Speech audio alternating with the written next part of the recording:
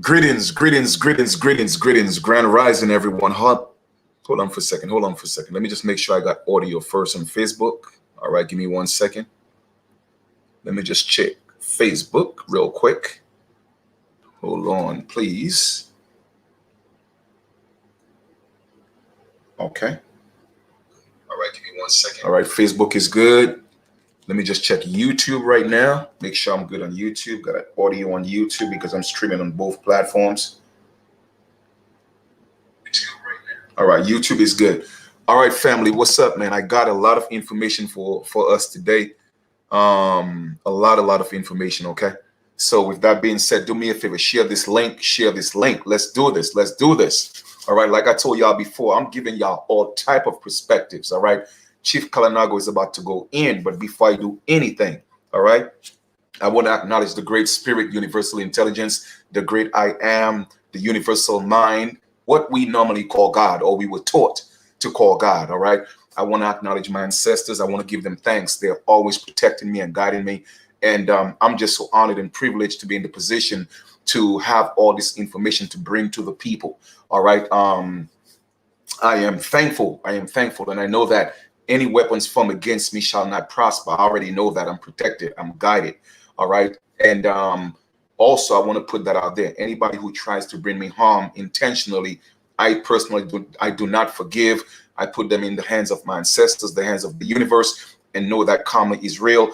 And I promise you, it's going to be at least 10 times worse than what you tried to put on me. Okay, so I just want y'all to know nobody could come against me, period. All right, I'm just letting that be known. All right, so guys, let me just tell you something. Okay, lately, all right, I've been doing these videos once again, putting the truth out there. And for some reason, I always like to make, the record straight, or set the record straight. Okay, I have nothing against any other ethnic group. My goal and my purpose is to tell our truth. Okay, our truth is, it's been hidden. All right, there are a lot of misconceptions, and it was done intentionally. Okay, it was done intentionally to confuse, the people that were identified as the American Aborigines. What I mean by that, I'm talking about the original people, all right, that was given, all right, the custody of the American continent, all right, and that's us, all right, and I'm giving you so many different perspectives of proving everything that I'm talking about. But lately, a lot of pale Native Americans are coming to my page, and I'm cool with that. Like I told people before, and I'm going to continue to say it, I don't have a problem with anybody claiming to be Native Americans. I have nothing against that, or anybody, as a matter of fact, not just natives, or people, from other parts of the world. You come into the Americas, if you mix in with my people, then you have my blood in you. What I don't like is the fact that you don't want to give us the credit as being the original people, and y'all only became American Indians because of us. So now that I'm putting this truth out there, y'all coming to my page, and I'm getting an influx of requests from pale Native Americans coming into my inbox and on my post asking me about, well, who made you chief, or all these questions. You see what I'm saying? Where did I get my information from? Well, once again, I put a post. Let me tell you who made me chief, all right? I was born a chief. My mother made me chief, all right? My family made me chief, and my tribal nation made me chief. That's number one. Where did I get my name? My ancestors gave me my name, all right? That was given to me through a spiritual ritual, and that name was given to me. I keep telling y'all I'm a whole lot more connected than a lot of you think, okay? So let's just make that clear. Thirdly, I get my information as well from pale Native Americans who are stepping up and telling the truth. All right. Where do I get my information? From over at least 20 years of intensive and in-depth research and study. So what I'm bringing is facts. It's not my perspective. It's not my opinion. I'm giving y'all facts that can be researched. And I'll tell you the problem with a lot of pale people, okay? A lot of pale people, they have no problem with you unless they feel jeopardized. You see what I'm saying? Unless they feel you're a threat, they have no problem with you. But you see now the original people are stepping up as to who we are. So now it's a fear-based thing. They're afraid, they're scared. Oh, wow, the world is going to find out that we're not the real Indians. People already know that. The only problem is my people don't know that they are the original Indians. And my job is to tell them and to show them the facts, not just talk about it, but give them the facts. Because people could talk all day, but documentation beats conversation. And that's why I'm bringing the documents. You see what I'm saying? And I respect any Native American that step up and tell the truth, or any pale person that step up and tell the truth, or even any more that get up and tell the truth. I respect that. Stop trying to give us all these different labels when you know who we are. And I'm always going to stand on the truth. So in this build today, I'm going to bring you a conversation I had with people you may call a Mormon, or, you know, to be more politically correct, okay, somebody from the Church of Latter-day Saints, the Church of Jesus Latter-day Saints. What I've realized is this: they have the largest database of ancestry records in terms of tracing your family tree. And to me, that just didn't make sense to me. How is that, you know, pale Europeans, they have the largest database of genealogy and family tree search, but then it makes sense. So I was trying to find a way to actually talk to one of them, but I just couldn't, you know, find a way to do that. So I said, okay, you know what, Chief, don't worry about it. Put it in the hands of your ancestors. They will give you a way. Seek, because you are seeking in truth. All right. And you will get the truth. So I put it out there to the ancestors. I said, listen, I have all these different records and proof that we are the original people. You know, you, my ancestors, you have come to me in visions. You showed me your face. Okay. You showed me your skin. You tapped me on my shoulders and I felt your connection, because so I know who we are. I know who I am. Okay. But I need some more proof to give to my people that have been blinded. They're asleep. They're in a coma. So they're giving me all this information, but I wanted some information, particularly from one of the Mormons. All right. But I didn't know how to go about doing that. So like I said, I reached out to my ancestors. Lo and behold, not even a week later, a young Mormon, pale, you know, because the Church of Latter-day Saints, they're pale Europeans. Okay. And when I say pale, I'm just talking about in terms of complexion. I'm not trying to be disrespectful. Okay. I'm saying that with all due respect. All right. So so-called pale. All right. So I got a friend request and I'm like, okay, I guess my ancestors, they keep hearing me as usual. All right. So anyway, he said, how you doing? When people send me inboxes, you know, I'm always, you know, a little bit on alert because I get so many crazy inboxes. I got to protect myself. I got to protect my energy. So I'm always screening people. I keep it short. I'm only on here to teach people, and that's it. No other agenda. That's it. I drop the information. You do what you want with it. I'm good. All right. So he sent me a request. So I said, okay, cool. So now he started talking about, do you know about Jesus Christ? I'm like, yeah, trust me. I know a lot about Jesus, but I really want to interview you because I know why my ancestors sent him. I asked my ancestors to send him so that he could drop some truth, but he didn't know that, but I knew that. You see what I'm saying? So he agreed to talk to me. All right. We decided whether we was going to do it through Zoom or whatever the case may be. I say now we don't necessarily have to do a Zoom because I felt he was a little shy, whatever. All right. And I'm great on reading energy. So I said, check this out. We could do a conversation on whatchamacallit, on Facebook, you know, just do a voice call, not a video call. So I did the call. Okay.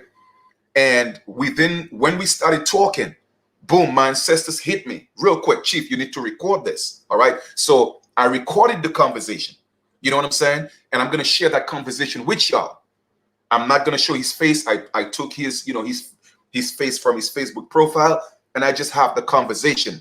All right. And once again, the people from the Church of Latter-day Saints, the Mormons, okay, they have the largest ancestry family tree database, okay, in the United States. And this gentleman, even from his own mouth, told me that the American Indians, the original ones, are so-called black. And I have that conversation recorded. Thirdly, okay, he asked me about the Book of Mormon, which I already knew about. But I told him I didn't know a whole lot about it. You see what I'm saying? Because I wanted to give him a chance to just express himself. But I'm also going to share some excerpts from that as well, again, to give it to you from a different perspective. Although they have their own reasons why the American Indians was black, okay, the original ones, their reasons were it was of two different tribes or two different people, okay, two brothers, all right, and one pretty much kind of like showed favor with God and the other one didn't. And the one that didn't, it was the Nephite and the Lamanite, all right? And the one that didn't, God made their skin black as a curse, okay? God made their skin black as a curse. So that's another version of Jacob and Esau. That's another version of Cain and Abel. So there are different versions, okay, of those two brothers and their descendants. Now, whichever perspective you look at it at, what I'm getting in my spirit, it had nothing to do with two brothers per se, okay? It was just, okay, the Mother Earth and her children. But there was two separate groups. They all came from Mother Earth, but one of them was more inclined, okay, to a little more closer when it comes to honoring nature, the wilderness, which was us. And the others was a little more materialistic, which was the other side of the continent. Now, if you look right now and you look at the world, the Americas is the only continent that's separated from everything else, and everything else is a landmass together connected. So what I'm getting in my spirits is that it was a spiritual separation, that we had something different in us. So it separated the world, and it separated those two children, those two generations, okay? And it put some of them on the other side of the world, and it put us, the copper tone, the different variations of copper children in the Americas, the children of the wilderness. Now, that's my own perception. Everybody else, whether it may be religious or whatever the case may be, they got their own perception coming from Cain and Abel, Jacob and Esau, the Nephite, the Lamanite, and whatever the case may be. But I'm going to give it to you again from a perspective of a Mormon, but still saying that the original people of the Americas was so-called black. You see what I'm saying? Once again, somebody said, but it still do not explain anything there. No. And I'm glad you said so-called black. Nobody's complexion is black. You have different variations of the shades of brown. That's all it is. All right. And in another video, I will break down the whole concept of black and why me personally, I don't consider to call myself my complexion black, because obviously I'm not. But I'll do that in another video. All right. This is just what I'm giving you is just more information to kind of like put a nail in the coffin. All right, to prove to you again that the original people of this land, the Americas, were so-called black people. And now I'm giving it to you from the perspective of the people, the Mormons, the Church of Latter-day Saints, that got the biggest database of family tree searches. Okay? So when these natives come to me, they got to come correct. Don't come to me with no disrespect or with your subliminal messages. You see what I'm saying? Because that's the problem. When everything is fine and it's working for y'all, okay, and a lot of pale people do that. When everything is going fine, they don't stress it. It don't matter what the so-called black man or woman go through. It's okay. As long as they're good, they benefit from it. When we realize what's going on and we start stepping up, all of a sudden, well, you have to be questioned. Don't ask me questions. Ask yourself the question. How did you become American Indian? You see what I'm saying? When I'm giving you all the resources on my page, don't ask me questions like that. Do some reading yourself. Because now you feel like you're being threatened because the truth is coming out. And once again, I ain't got nothing against nobody. You see what I'm saying? But the truth got to be told, period. Because y'all sitting here getting all the benefits, opening up casinos, doing all this stuff, and we out here struggling when we're the original people of this land. That's not right. You see what I'm saying? Because everybody else get to come and live the American dream, and the original Americans, we here living a nightmare. And I'm not going to allow that to continue on my watch. So I'm giving my people the information and I'm waking them up, period. And I'm honored to be in that position. And that's just what it is. So let's just go and share that conversation. All right. Let me go share the video. After that, I'm going to get into a little bit of reading. But first, I'm going to give y'all the video. All right. And then I will pause, in between, kind of like, because when he's talking, it's a little bit low. You could still hear it, but it might be a little bit low. So I will kind of like reiterate some of the things that he's saying. Okay. All right. Like I said, let's get into this. I'm not here taking any questions right now. All right. I'm talking about my people, the original people of the Americas. Okay. The people they call African American and so-called blacks. Over 95% of us were already in the Americas. That's what I'm talking about. Go look at my videos if you have any questions. I have enough documents to prove what I'm saying. All right. I'm not here for no debates. I don't debate. Okay.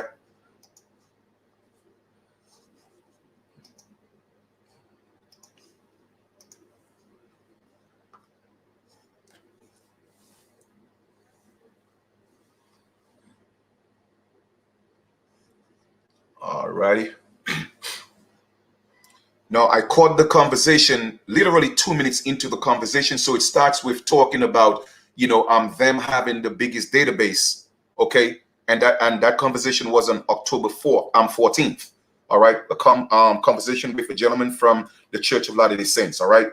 And I put in parentheses, the Mormon Church, because he told me that was a misnomer. So I wanted to respect that. All right. So like I said, I caught the conversation 2 minutes in, talking about the family tree and the searches and all that, whatever the case may be. So let's listen up.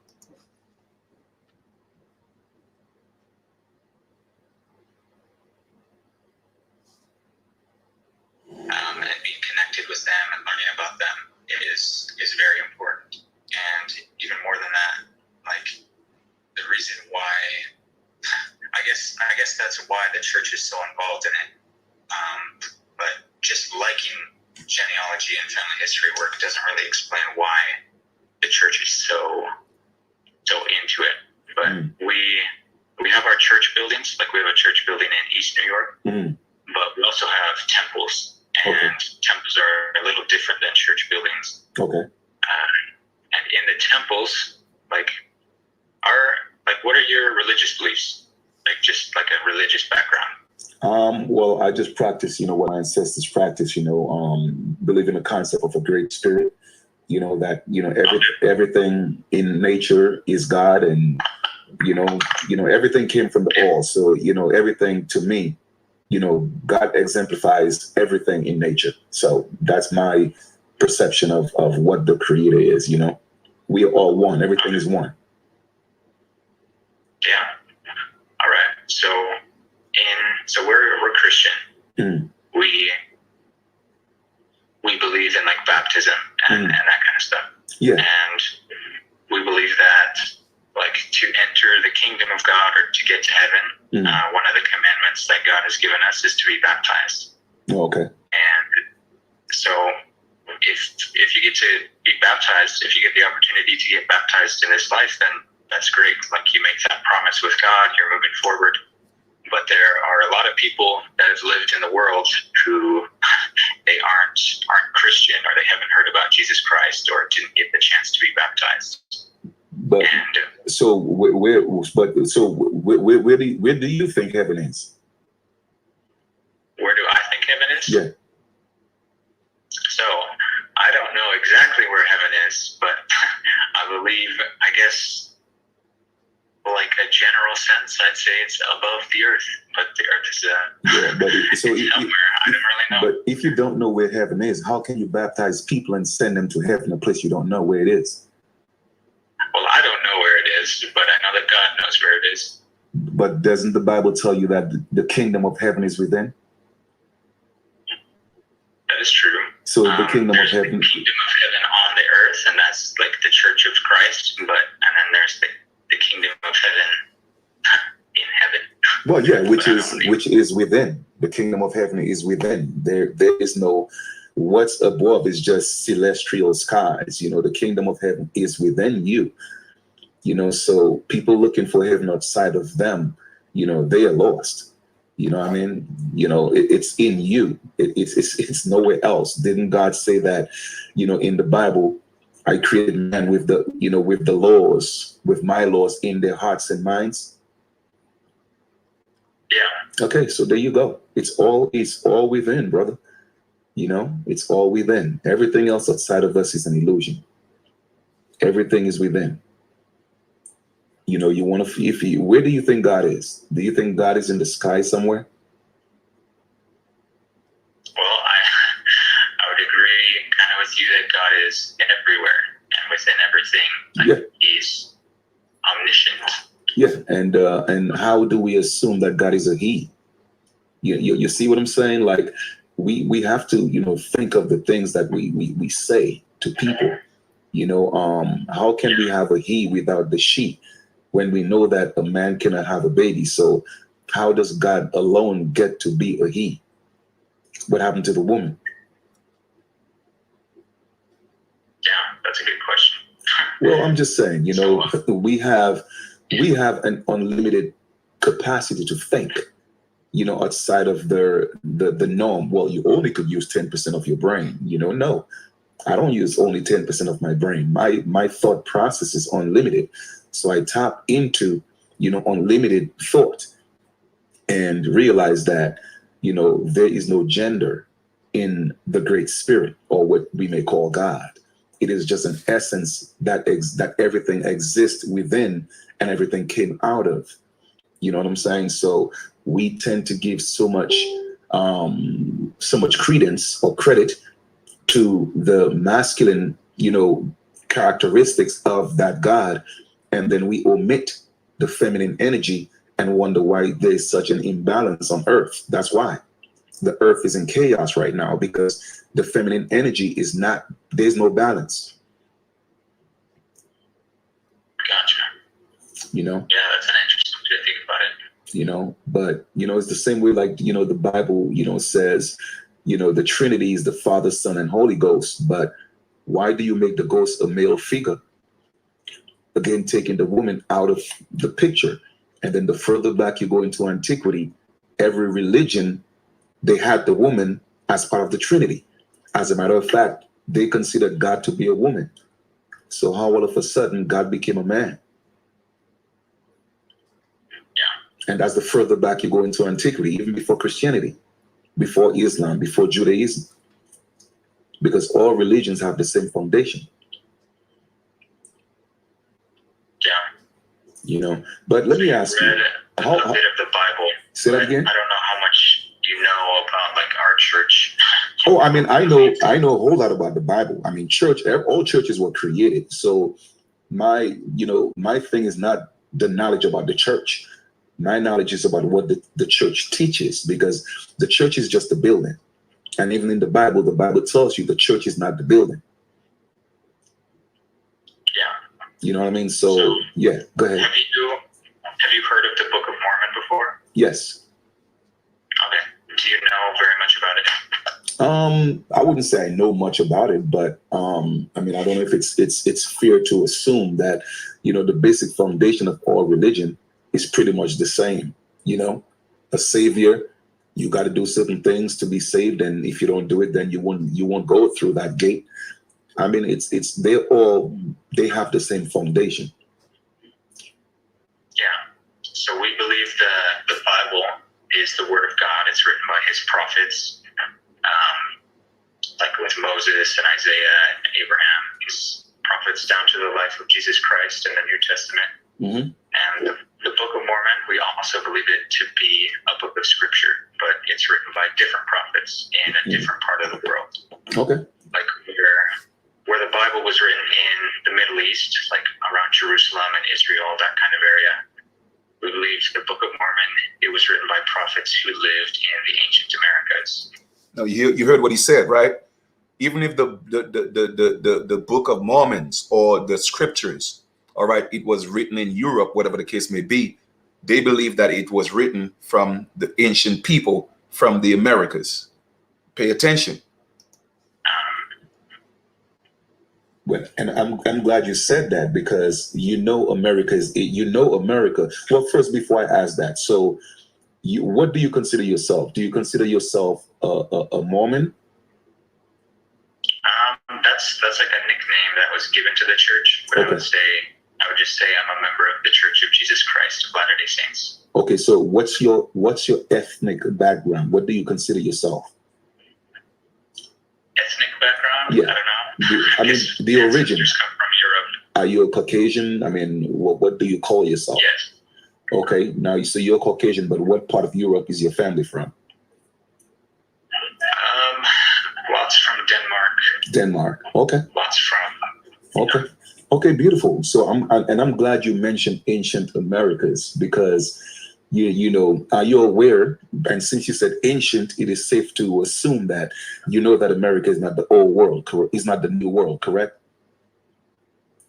Yeah. Okay, so you knew there were people that was in the Americas before this so-called discovery for time, from time immemorial. You know that, correct?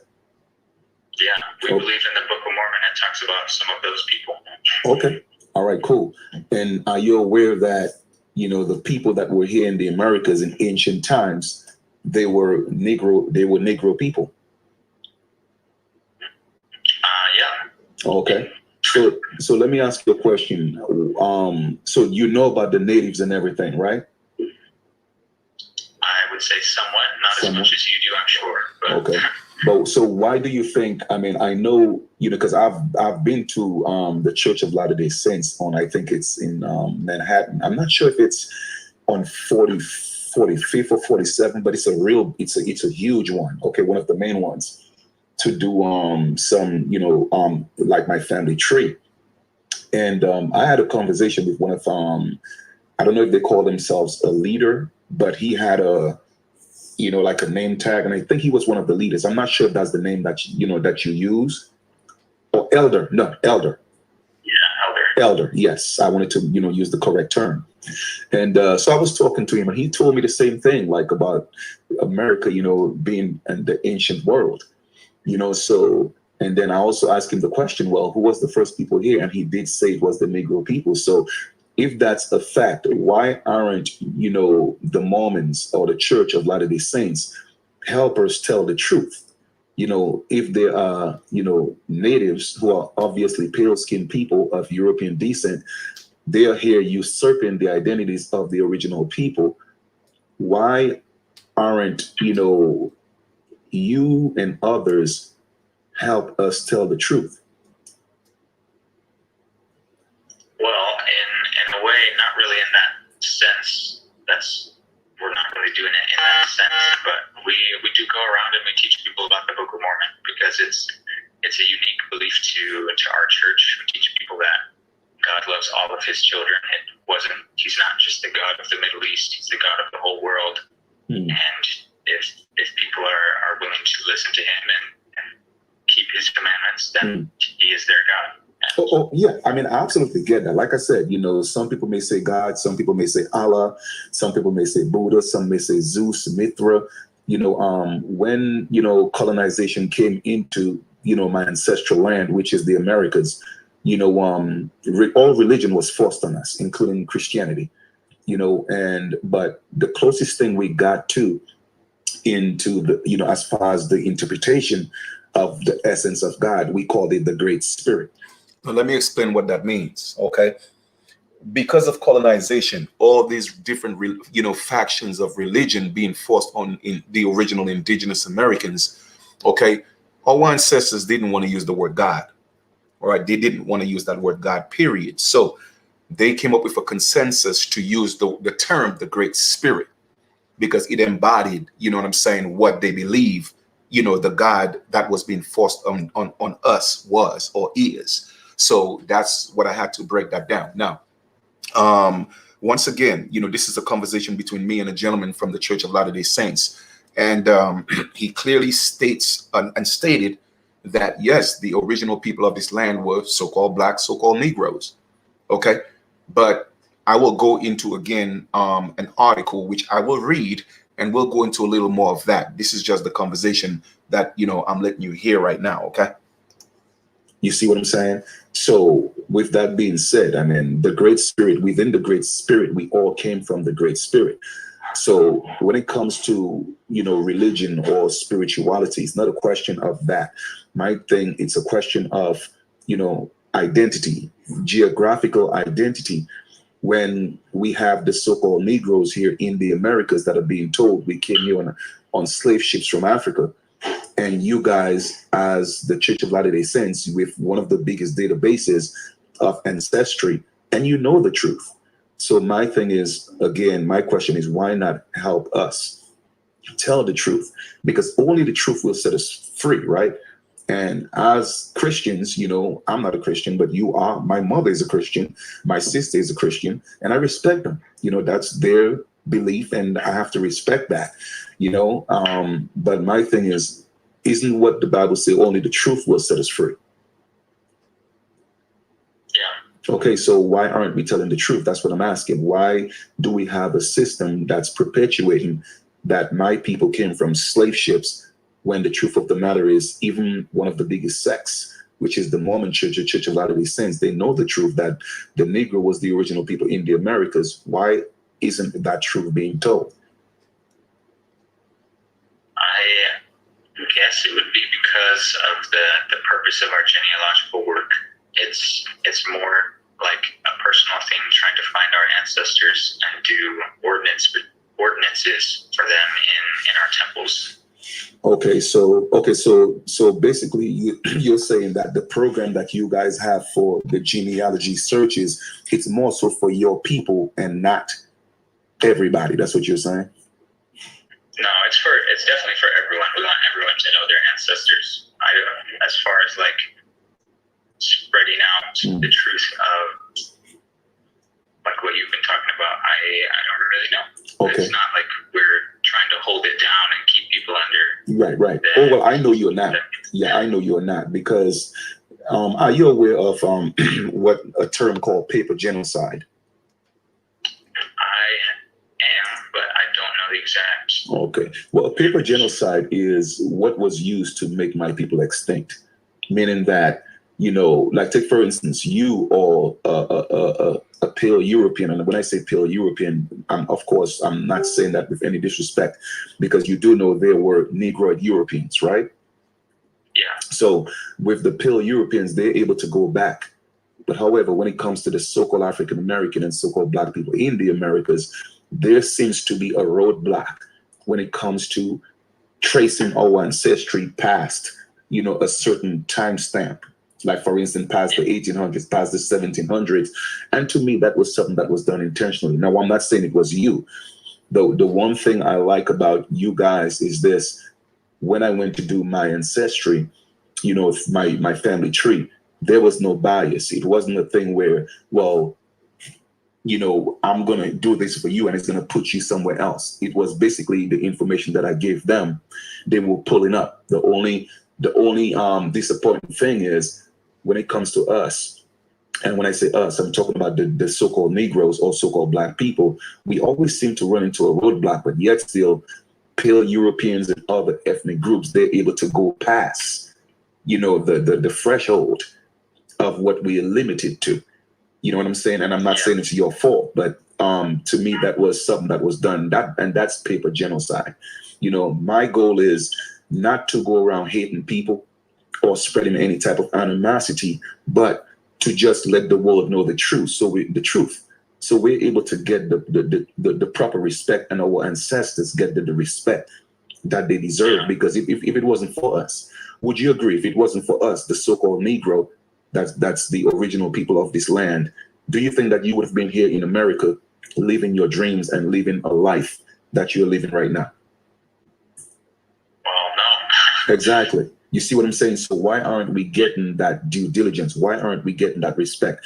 And why isn't your church, your organization, your people helping spread that truth? But still do it, with the love of your God, because that was what was forced on my people. You know what I'm saying? Yeah. Well, I wish I had better answers for you. I'm not really sure. I think you would be interested in reading some of the Book of Mormon, though, Okay. because it talks it talks about the people who lived here anciently. Mm. We don't know exactly where in North or South America, because obviously they didn't have the names we use for them today. Okay. But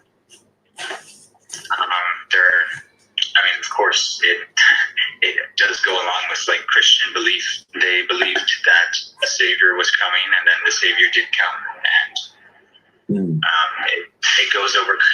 It's like 1,000 years of history that's kept in the Book of Mormon. It's about 600 years before Jesus Christ, and about 400 years after.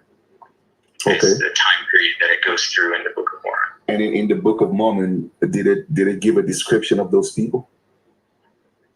It does at some points, yeah. Okay, and what's the description of those people? So the people who originally, of course, even though it doesn't specifically mention them, this is talking about a group of people, like they came from Jerusalem. They were guided across the sea, and it came to the Americas, but I'm sure there were also other people who were already there. It kind of follows a group, kind of two groups for most of it, the Nephites and the Lamanites. And the Nephites are generally more inclined to believe in God, and the Lamanites are, it's like these two brothers. There's Nephi and there's Laman, and their family split off, and it goes through generations of wars and conflict between them. But when these so-called brothers, the Lephite and Naaman, when they supposedly came into the Americas, they met people here, right? I'm assuming they did. It doesn't specifically talk about it, but yeah. Okay, all right. Because again, just what I'm establishing is the fact that the Negroes were already in the Americas, and people came here, and that's what I'm the truth that I want to put out there. You know what I'm saying? So it's kind of glad to know that at least you are aware of that, and that's a good thing. That's a good thing. Yeah, if you want, so I have those friends down in like Maywood, Flatbush area. They could give you a copy of the Book of Mormon. I know that's okay. Might not. Yeah, if you want to check it out. Yes, I would definitely like a copy of that. Yeah. See what you think about it, and yeah. Okay, that would be great. That would be great. I'm thankful at least. To have that conversation with you. Yeah, me too. Yeah. All right, and I'll be looking forward to getting that Book of Mormon. Yeah. Okay, definitely get that Book of Mormon. I can see like what they're up to, see how far away you live, and then they could come drop one off or something. All right, sounds good to me. Sounds like a plan. It was a good conversation. I enjoyed it. Yeah, thank you. I appreciate that, man. Thank you so much. All right. Of course. All right. Good luck. Thank you. Appreciate it. Take care. Yeah. All right. So, guys, that was the extent of the conversation that we had. But what I'm going to do now, I'm going to read some of that information from the Book of Mormon. All right. So let me go ahead and share my screen here, because like I said, everybody know our truth except us. You see what I'm saying? Everybody know our truth except us. And you see, every time we start digging, every time we start stepping up, it is always a force that will come, all right, and make us think we are crazy, because that's what they normally do. And when I say they, I'm talking about the system, the provocateurs, the people they put in place, the gatekeepers. You see what I'm, to make us think that we are crazy. You see what I'm saying? But they know the truth. And the problem is, they're living a lie, you know what I'm saying? But they're living our truth. It's our truth, but it's their lie. You see what I'm saying? And they are benefiting from it. That's why I always say that the original Americans, we are here living a nightmare. You see what I'm saying? Being introduced to, whether it's the Tuskegee experiment, whether it was so-called Black Wall Street, That wasn't no Black Wall Street. That was indigenous Americans. You see what I'm saying? The Natchez. I mean, it's just so much, so much of the Holocaust of the original people. You feel me? And now the paper genocide. So they're living the dream. What was supposed to be ours was taken away from us in every facet, whether it was the crack epidemic, the AIDS epidemic, everything that they're forcing on us is to destroy us. But they can't destroy us because we got favor from the Great Spirit. And you see, that's the problem. You see what I'm saying? That's the problem. So now when we are stepping up, then you will have them. This is just the beginning. You see what I'm saying? This is just the beginning. All right. So I'm just letting y'all know that. All right. Just prepare for the attacks that's going to come because we are stepping up in our rightful place. All right. Just prepare yourselves for that. That's all I'm going to let you know, because it's going to get real intense. Okay. And there's going to be a lot of people that look like us that's going to come up against us as well. Watch. Okay. Because I've already seen it happen. Okay. Now, let me just go read a little bit of that. All right. Mormons and Native Americans, a historical overview. All right. Now, once again, this is not coming from me. So this is not me personally being biased. I'm just giving you the facts, family. You do what you want with it. I'm just giving you the information. That's why I tell people, don't come into my inbox asking me all this irrelevant questions. Go to my post, go to the information. If you have anything to debunk it, go do a video. Call my name out. Hey, you know what? Chief Kalinago did this video and let me debunk it with that. Do that. But don't come into my inbox asking me these silly questions when I already put the facts on my page and in videos. You see what I'm saying? Because you're trying to play with my intelligence. Period. I don't have no time for the BS. I really don't. Okay? Now, the people who have the largest database of family tree records, okay? Now, I asked them, well, why does it seem that the so-called Black people or Negroes, every time we do our family tree, a lot of us, the majority of us cannot seem to pass a certain threshold of go past the 1800s or 1700s. You see what I'm saying? He said, well, it was just, that this was just us tracing our family tree. So you see, ours was cut off. It was intentionally done to cut the tree, the family tree of the American Negro. The American Negro is the original American. You see what I'm saying? And it was intentionally done to cut our tree off.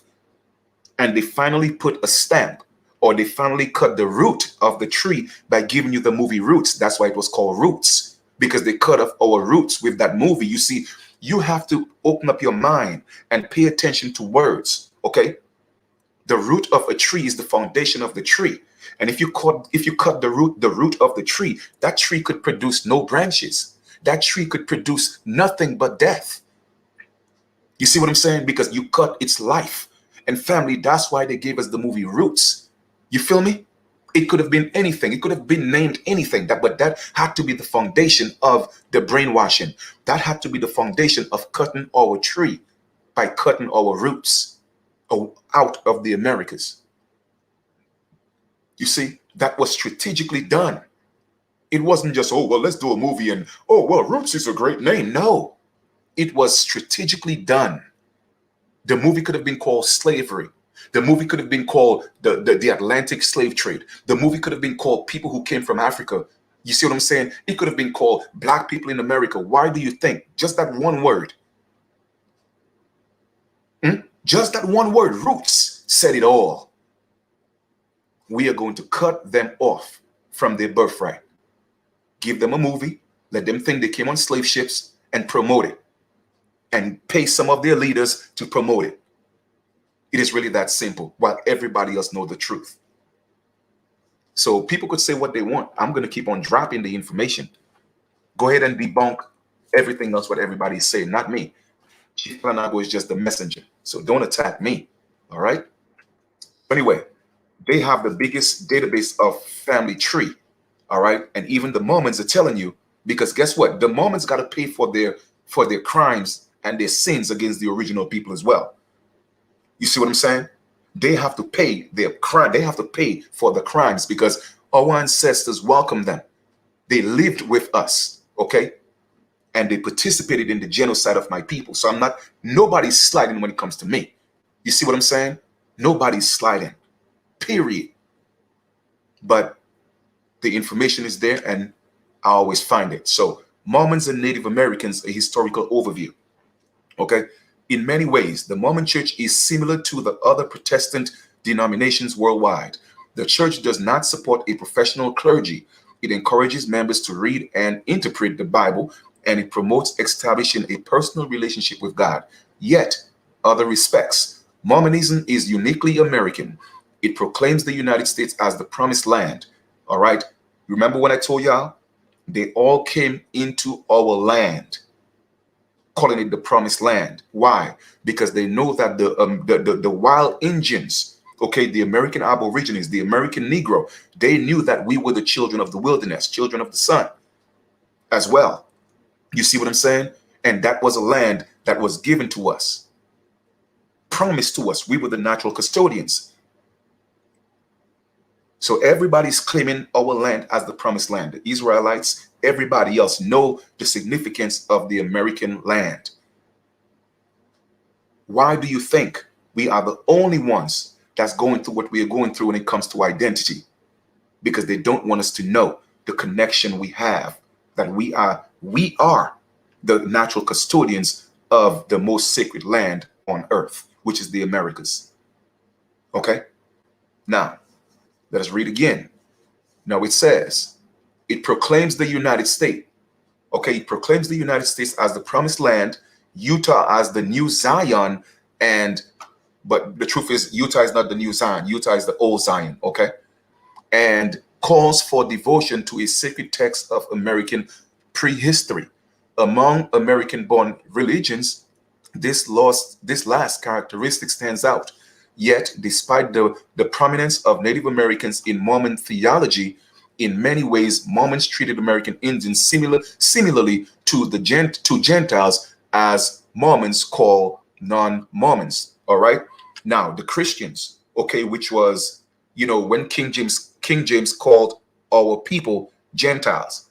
So the Mormons treated us the same way that King James treated us. Okay. Like slaves. So we have to think about that. So that's why I say everybody got to pay. I'm not forgiving nothing. They got to pay. And I'm calling for my ancestors to make everybody pay. All right. Now, in the early 19th century, many anxious Americans struggled to copy with changing democratic politics and the expansion of capitalism. Many sought answers as religious rivals that swept the nation in the 1820s and the 1830s. One young attendee, Joseph Smith, was present at a number of meetings in upstate New York, but remained unsure which church to follow. In 1820, Smith later related that two other worldly beings appeared and told him to join no church because all were corrupt. Other heavenly beings afterwards told him to establish a new church. All right. In 1823, Smith said an angel appeared and revealed that at a preordained time he was to unearth and translate golden plates containing Native American prehistory. Okay, Native American prehistory. He said that an angel came to him. Now, isn't that the same thing that King James said? King James was the first Jacobite. He was a Jacobite. He said an angel came to him and tell him to change his name to Israel, right? And then he said that the America is the promised land for his people. So you see the similarities in all these stories. Okay, I don't want y'all to think I'm crazy, family. I have done my intense research, family. I'm telling y'all, where I have jeopardized relationships. Okay, I have literally gone celibate for 3 years. I'm talking about I have done my due diligence. I'm not just talking out of my butt. All right. Let's read some more. All right. According to Smith, when he found and translated the plates, and that came from some plates, all right, basically some ancient plates, right? They told of a lost tribe of Israel that migrated to the Americas many hundreds of years ago. These first Americans built a flourishing and advanced civilization, but one branch, the Lamanites. Now, keep in mind, I got to let y'all know, the first settlers that ever came to the Americas were the Israelites. The first settlers, not the first inhabitants. They already had inhabitants here, okay? But we're talking about settlers, all right? And I've had other documents to, again, verify that, all right? Now, the Lamanites killed their righteous relatives, the Nephites. For this and their rejection of Christ's teaching, God cursed the Lamanites with dark skin and degraded existence. Basically, another Cain and Abel story. Basically, another Jacob and Esau story. They all have a version of giving us an identity. You see what I'm saying? But even if we were to go with that story, that nobody was in the Americas, period, and that the first set of people that ever set foot in the Americas from whenever was the so-called Israelites, guess what? They are still saying that those people were so-called black. So either way, no matter how we look at it, if we were to accept it that we are the lost tribes of Israel, I'm just saying if we were, okay, and we were the first people that ever came into the Americas, guess what? They were still so-called black people. So my question is, how did these natives end up saying that they're the original people? When no matter how you look at it, from whatever perspective you look at it, it is saying that these people were Negroes. That's my question. Okay? But I've already given you guys proof that the Israelites came and met people here. Okay? Go read the Negro Question Part 6. I did that with one of my videos to prove that to you again. All right? But they are talking about two different brothers here. Okay? For this and the rejection of Christ's teaching, God cursed the Lamanites with dark skin and a degraded existence. Now, that's their theory why the American Indians were black. God cursed their skin, okay, and gave them a degraded existence. The story maintained that the Lamanites would not regain white skin and a civilized way of life until they accepted Christ's teachings. So they saying that the only way, all right, for the Lamanites or the ones that turn black, okay, to regain their white skin. In other words, they're indicating that the original people were so-called white, okay? The original people were so-called white, but God cursed their skin and made it black.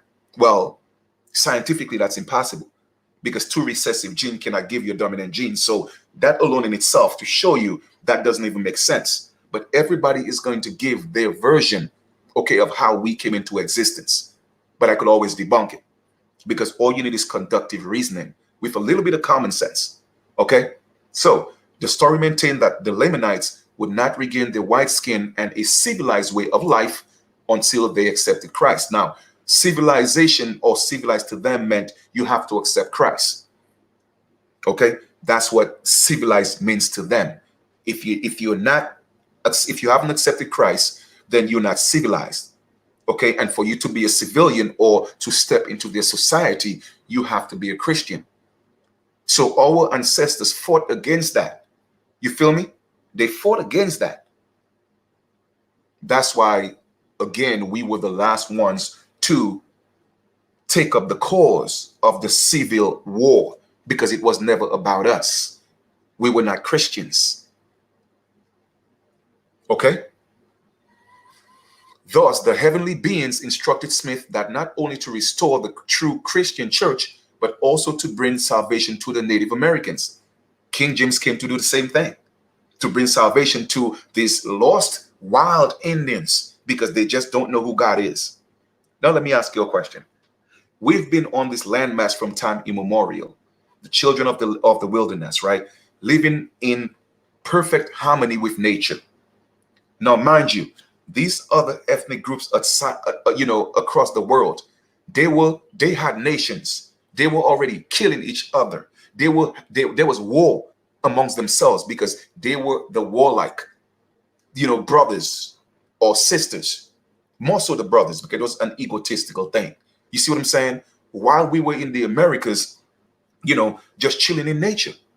So you're trying to tell me we didn't have no concept of who God is?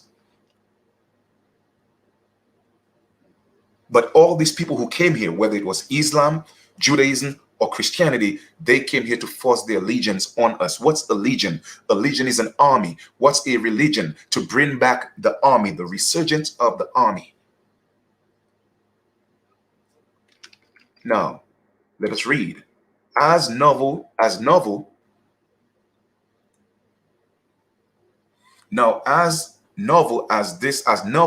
this story sounds, this was not the aspect of Mormonism that caught most outsiders' attention. In fact, various explanations identify Native Americans as a lost tribe of Israel dated from the days of early Puritans. Nor was it the first time people had disdained Native Americans as a degraded offshoot of white civilization.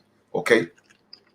Smith officially founded the Church of Jesus Christ of Latter-day Saints and laid out his goals in April of 1830. Until 1847, the Mormons, the name of one of the ancient Native American prophets, all right, which is Mormon, all right, often suffered criticism, even persecution. Non-believers were particularly concerned about Smith allowing men to have more than one wife. They were also troubled by his ambition to become president and recognize American society according to Mormon principles. As threats and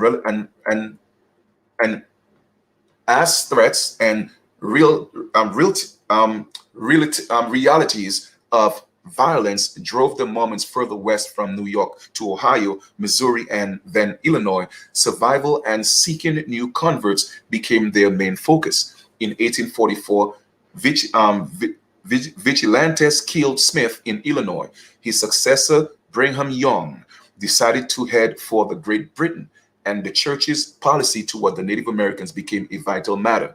As his followers prepared to leave, Young admonished them to treat the American Indians fairly and take up duty to convert them whenever possible. Once again, it was all the conversion of us American Aborigines into Christianity. Okay, and I'm talking about as late as the early 1800s. A lot of our people were not Christians. That's what they don't realize. Okay, now it doesn't mean we didn't have any concept of what the Great Spirit was. We just weren't Christians. The Mormons in interaction with the Native Americans remained friendly until they clashed over limited resources, and that's what it always boiled down to. As you could see, this story has the same similarities with King James. Okay, when the so-called black nobles came here, it was first to introduce us to their God, and when we started resisting, all of a sudden they started fighting us for our resources. Same situation with the Mormons. So that's why I say everybody got to pay the wrath of our ancestors. I'm not forgiving nobody. You see what I'm saying? That BS they give us about, well, turn the other cheek, and Jesus said that. Nah, the universe don't forgive. When you come to hurt people intentionally, nah, you got to pay that karma.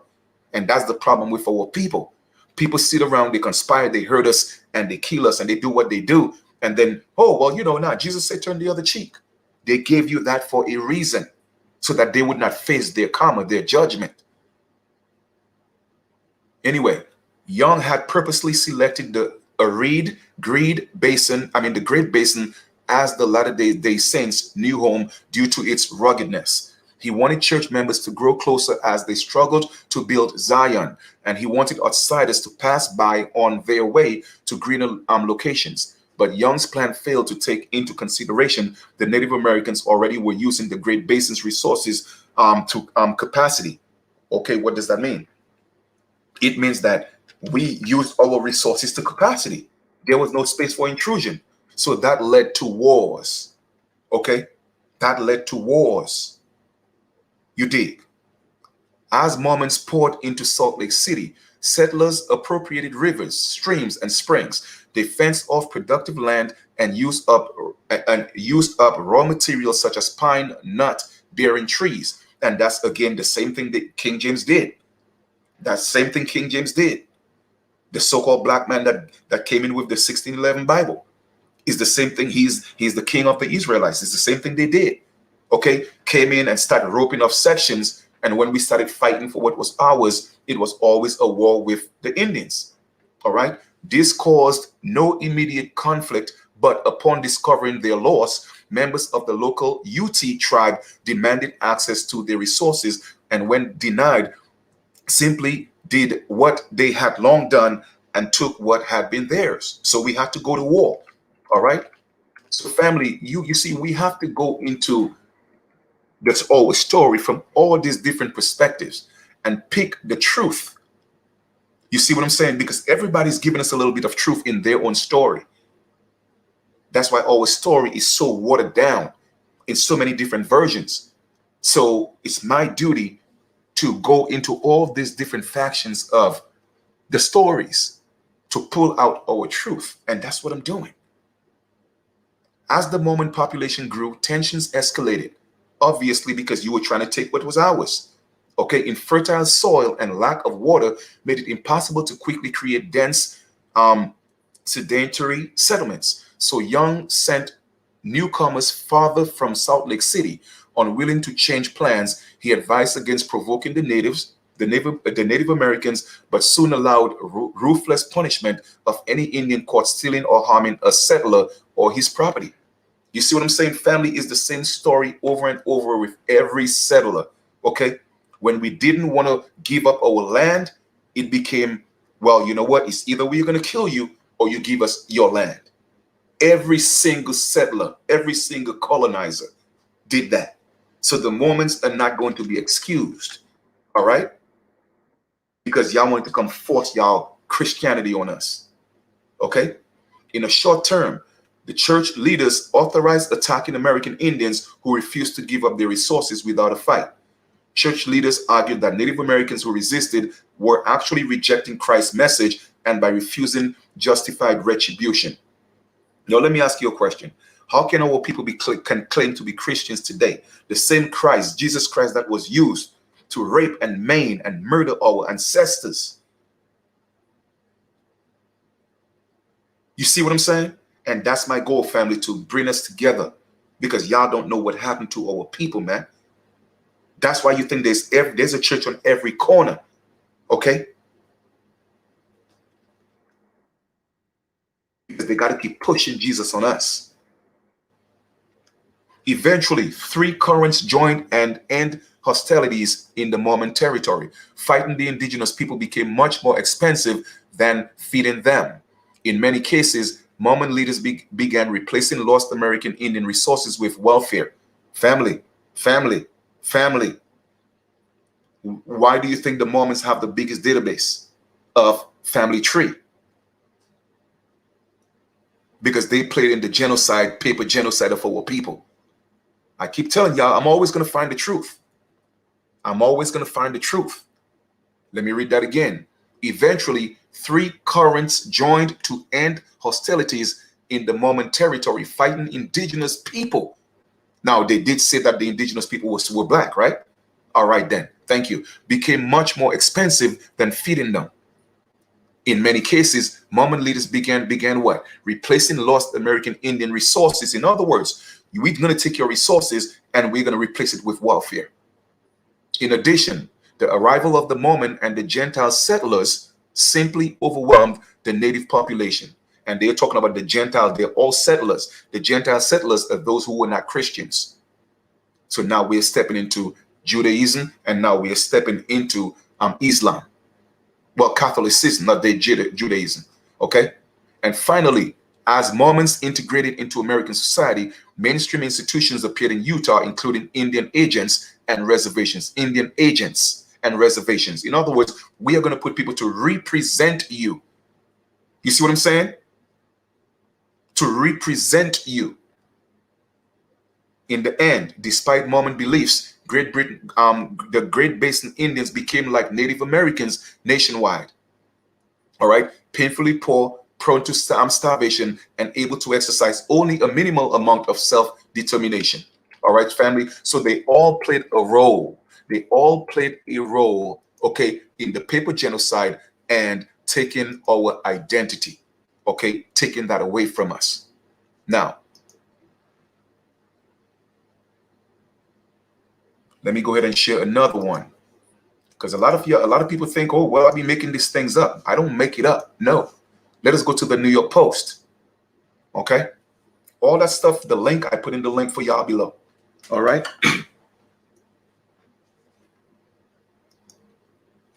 let us go the New York Post. All right.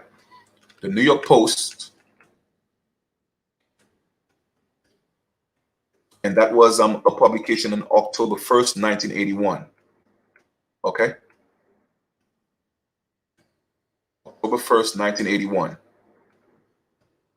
About the archive. This digitized version of an article from the Times print archive before start of online publication in 1996. To preserve these articles as they originally appeared, the Times does not alter, edit, or update them. Okay, so I'm giving you authentic information. I'm talking about stuff that was when there was no online publication. Literally, stuff was just digitized. You see what I'm saying? Occasionally, the digitization process introduces transcriptions, errors, or other problems. We are continuing to work to improve these archive versions. Okay. Now, check this out. The Mormon Church has altered the wording of a prophecy about Indians so that it no longer says Native Americans will develop white skin if they join the religion. So now they're trying to redact. They're trying to redact the statement that they made saying that if Native Americans become Christians, they will get white skin. Now, let me ask you a question. Okay. If becoming a Christian would make you get white skin, then what color would your skin be before you become a Christian? You see, me, like, let me tell y'all something, man. I don't know what's wrong with people, but I'm a thinking man. Okay. I'm a thinking man. I use my unlimited capacity of my brain to think. You see, because I don't subscribe to this, oh, well, you could only use 10% of your brain. No, that's for people who are brainwashed and sleep. Okay, I tap into that until my head hurt. Okay, just like in the Bible. Just like in the Bible. When Moses married I think an Ethiopian woman, if I'm not mistaken, right? And then his sister, okay, she was mad. Then God did what? God gave her leprosy. So if God turned her skin from something the opposite of what it was, what does that mean? If Moses was a real man, he would have been a black man, a so-called black man. You see what I'm saying?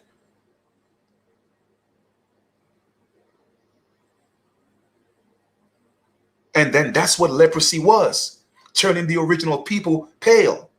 That was the actual curse. So they flipped it around and saying now, no, the curse is your skin becoming black. You see what I'm saying? It's family, man. Y'all gotta pay attention, man. Y'all gotta pay attention.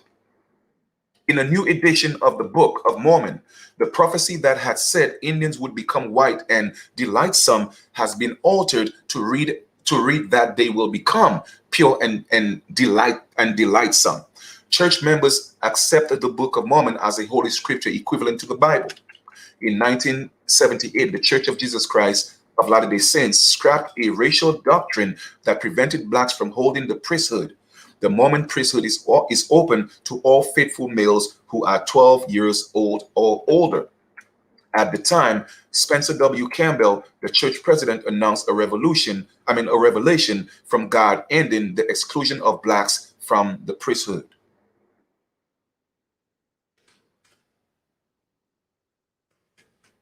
All right. Let me see something here. I think that's no, hold on for 1 second. No, it's not done yet. Okay, here we go. A church spokesman, Jerry Cahill, said yesterday that the first and second editions of the Book of Mormon, published by Joseph Smith in 1830 and 1837, used the word white in reference to Indians. A third edition published in 1840 used the word pure. But Mr. Cahill said that the term white was readopted in all later editions, However, he said church officials believe the reinsertion of the word white was an editing error and that Mr. Smith intended to have the prophecy use pure. All right. And white always, signifies pure. All right. Mormons are normally asked at the church conferences to vote on changes in doctrines. A general church conference is scheduled for Saturday and Sunday in Salt Lake City, but Mr. Cahill said it would not be asked to vote on this change because church officials viewed it as an equivalent of correcting a typographical error. Mr. Kimball, his 3 counselors, and the faith quorum of the 12 apostles have approved the change. Mr. Cahill said, Mormons believe that the church president is a prophet, and specifically that John Smith was a prophet commanded by an angel sent from God to translate the Book of Mormon from a set of golden tablets. The Book of Mormon tells of the ancient Israelites who moved to the American continent and developed into 2 warring factions, the righteous Nephites and the evil Lamanites, who ultimately estimated the Nephites. Okay, so again, that's another version of that. Okay, another version of that. Let me go give you another one.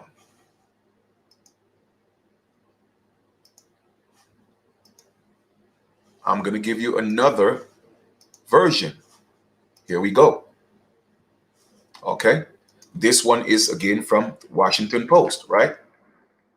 The Indians hope to shift Mormon view of their skin color. And he had caused the cursing to come upon ye, even so cursing, because of the iniquity. Wherefore, as they were white, and exceeding fear and delightsome, that they might not be enticing unto the people of the Lord, did curse the skin of blackness to come upon them. And that's the book of Nephi, second book of Nephi, 5:21. So they're saying that the original people of the Americas were white, but because of their sins, God cursed their skin and make it black. All right, so I'm just letting y'all know, okay?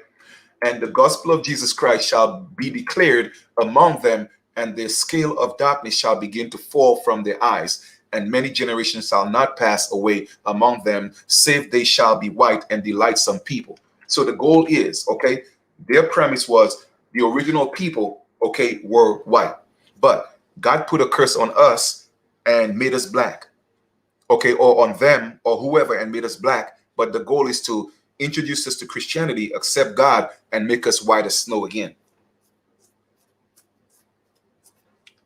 And I guess that's what they did, because they got these pale people saying that's they are us. So you see, once again, family, you have to look at all these different perspectives and then see exactly what they are saying. The Mormon Church second only to the Roman Catholic Church in winning American Indian converts. That's what they had to do. That's why I tell you we are an extension of the Roman Empire. That was the biggest blow on our people, Rome.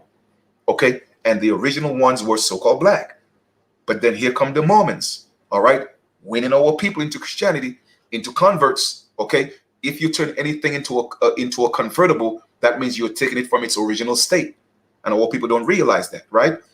Now, converts has had success in the area despite its scriptural assertion that as members, the curse of the Indians' dark skin is removed and they become white and delightsome. Okay. The Book of Mormon passes above, which also seem to equate dark skin with loathsomeness and filth, are embarrassing to some Mormons, and including many of the 45,000 Indian members. Unlike Mormons of the Black African descent who were denied the male priesthood of the church until last year, the American Indian members have always been eligible for the positions in the church hierarchy. Navajo elder Judge P. Lee, appointed 3 years ago to the first quorum of the 70, is proof that at 35, he is the youngest of about 60 general authorities of the Salt Lake City-based church. Lee said he has seen his one people get upset. We supposed to, I guess, own people get upset over the skin shading teachings. The Indian people who belong to the church really don't want to have their skin color change. They like being brown. You hear that again? Once again, the original people are saying, the Indians saying, we like our skin being brown. We don't want to be washed as white as snow. Lee said in an interview, so we try not to teach them that.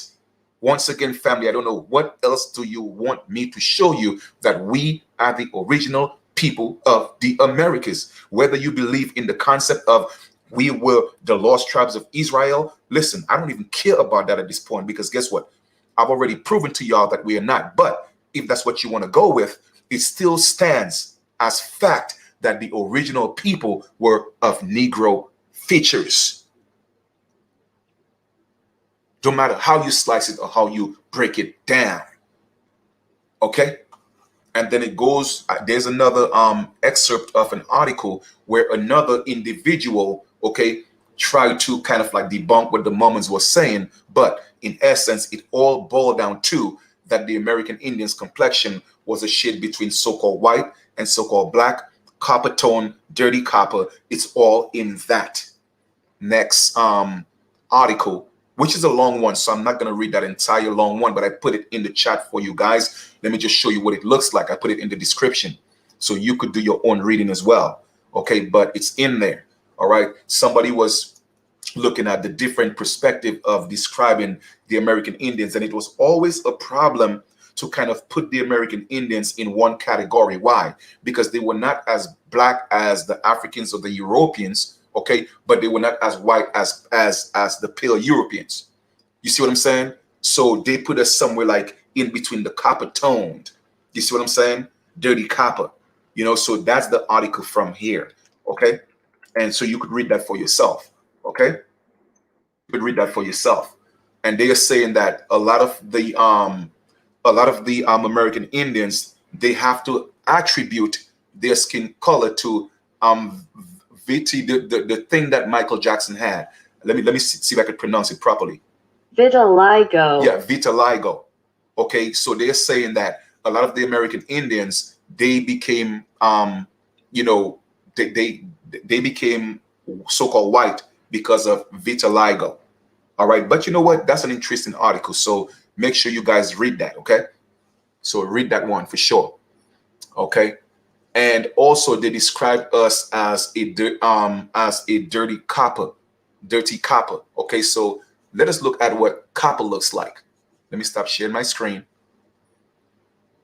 So that was also mentioned in the article as well. All right.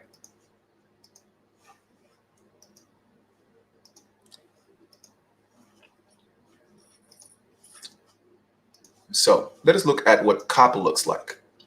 So here we are, right? We see copper. Copper is different shades of brown toned. Okay, different shades of brown tone. Look at copper. Some copper, it depends on, you know, how it's exposed. Some of them almost look black, where you could say it's black, but it's just a different shade of copper. And that's us. Okay, and you're looking at the very shiny copper. That's the red bone. You see what I'm saying? That's the red bone. So we have to know when we were called the copper-colored races that were found in the Americas in Noah Webster's 1828 dictionary. That's what they are talking about. They're talking about from a range of complexions from the red bone to where this dark brown, these people could literally compare to the Ethiopians. You see what I'm saying? And that's why, what's his name? Varazona, when he wrote the King of France, he said that they looked like the Ethiopians in terms of complexion. So when you look at this, the copper toned, okay, that's what we are talking about, a variation of copper from the red bone to a dirty copper, which is, you know, a dark brown. You see what I'm saying? And that is eloquently defined in Noah Webster's 1828 dictionary, which I've shown on many occasions, but somebody requested it. I'm going to show it again. Okay, so let me just go ahead and pull that up. All right, and let's just pull that up real quick. All right, give me a second.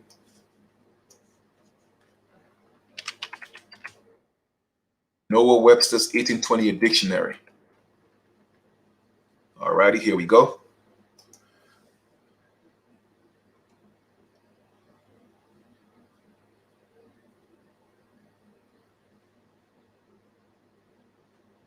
All right, let's look at the definition of American.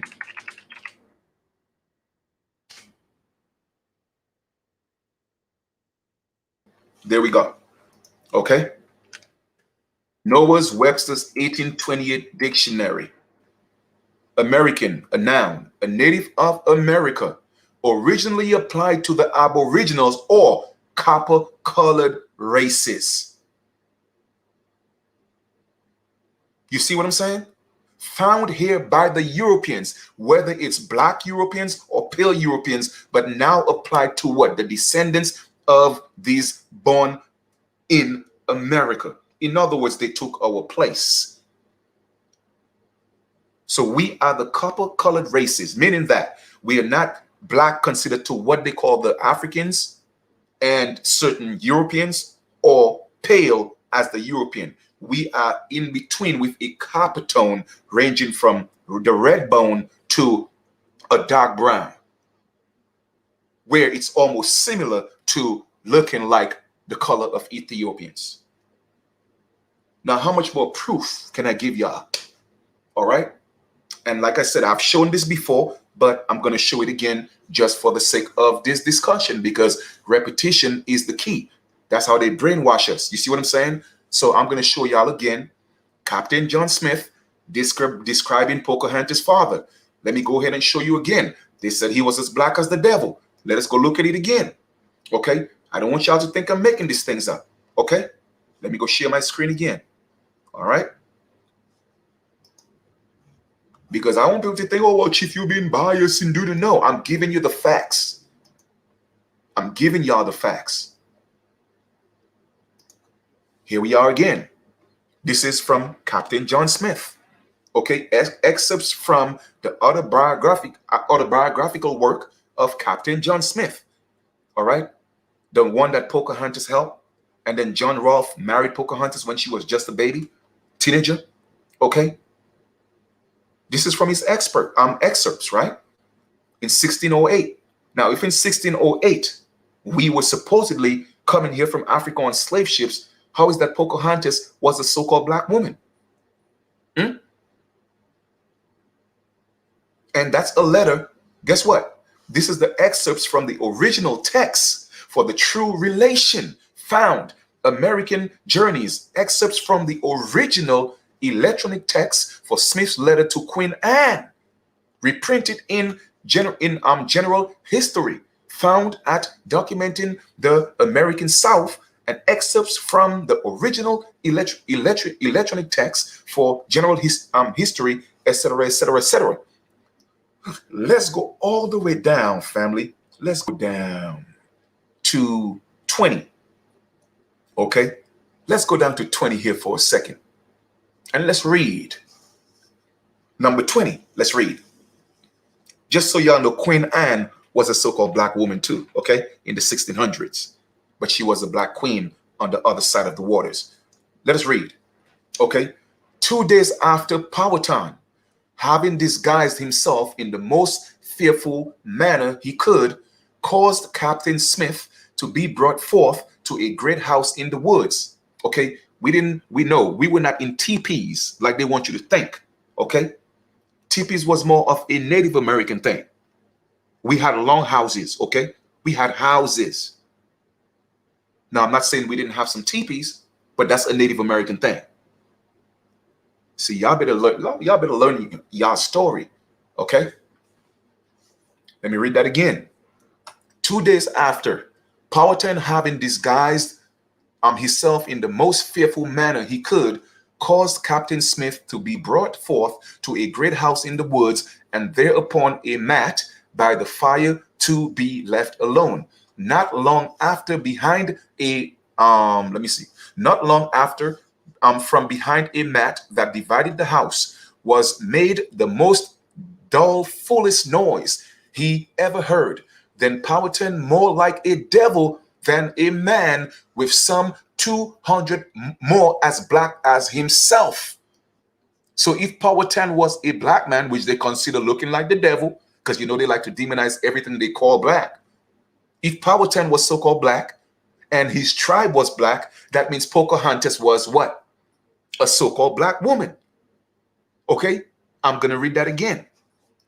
Okay, not long after, from behind a mat that divided the house was made the most doubtfulest noise he ever heard, then Powhatan, more like a devil than a man with some 200 more as black as himself, came unto him and told him now they were friends, and presently he should go to Jamestown to send him 2 great guns and grindstone, for which he would give him the country of Kapahowosik, and forever esteem him as a son Nantaquad.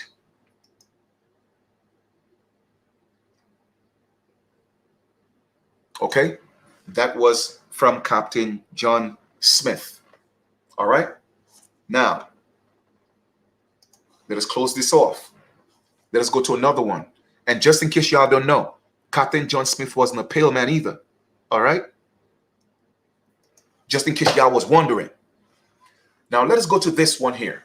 This one here is from Benjamin Franklin, the Benjamin Franklin letters.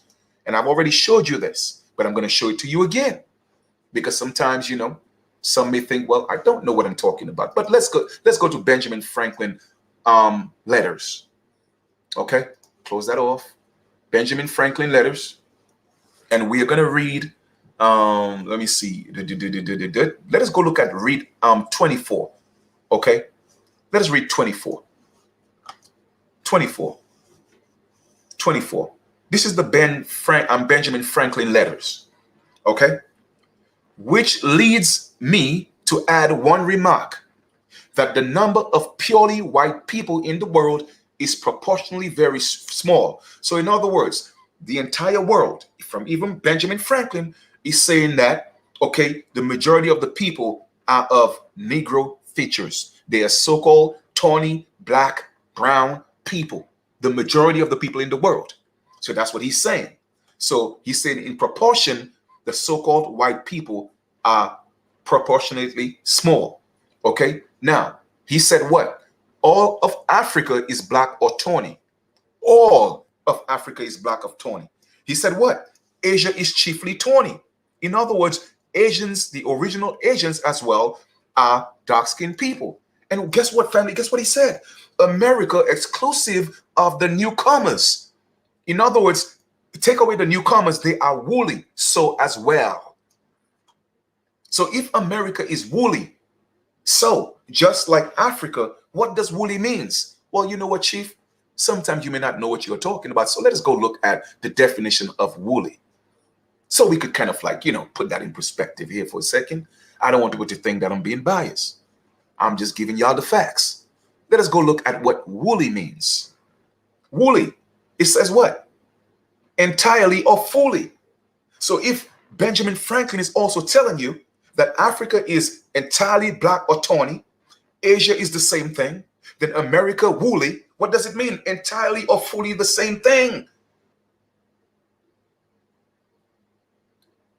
So if everybody's telling you the Americans were so-called black, the original ones, whether you believe they're the descendants of the tribe of Israel or not, the point is we were the original people here.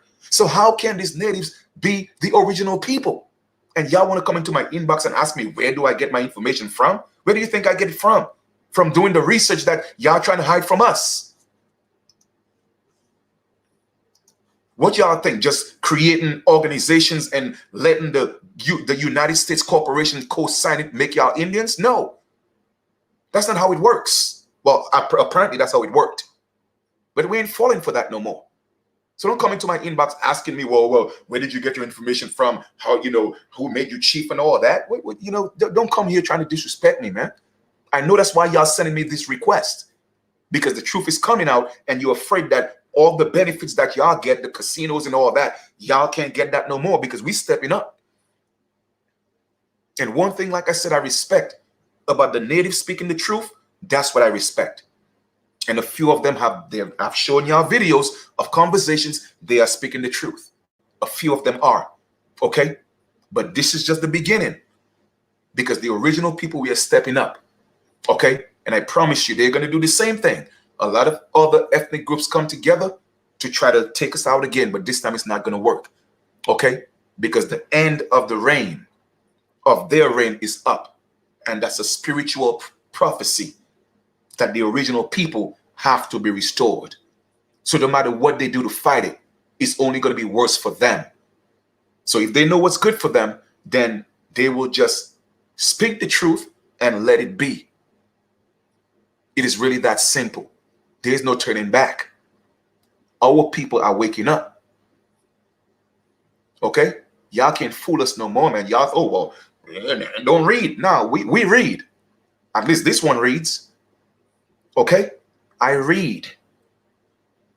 And a brother sent me a book, literally over 500 and something pages. I read that in 2 days. Okay? I'm going to pull some more information in that book as well. Okay? He is African descent. Okay? And he's mixed, African and American Indian. But even in his book, he's giving it from a perspective of the Bible, though, talking about Adam and Eve and all that. But he's breaking down that Adam and Eve were black, okay, were so-called black. And he's breaking it down and saying that the American Indians, we are the descendants, we are the Edomites, okay, the brother of Jacob. Like I said, bro, family, everybody have their own version. You see what I'm saying? But he's also breaking down that his African side ancestry, which some of them were Moors, they claim to be the natural enemy of the American Indians. When I keep telling you we ain't Moors, y'all don't believe me. But even he himself, in a book that he wrote, because he lived both sides, he's African and American Indian, and he's saying that the American Indians were brown-skinned people, the Edomites, what they call, the red man. You see what I'm saying? And he's saying in his book that the Moors said that they are the natural enemies of the red Indians, the American Indians.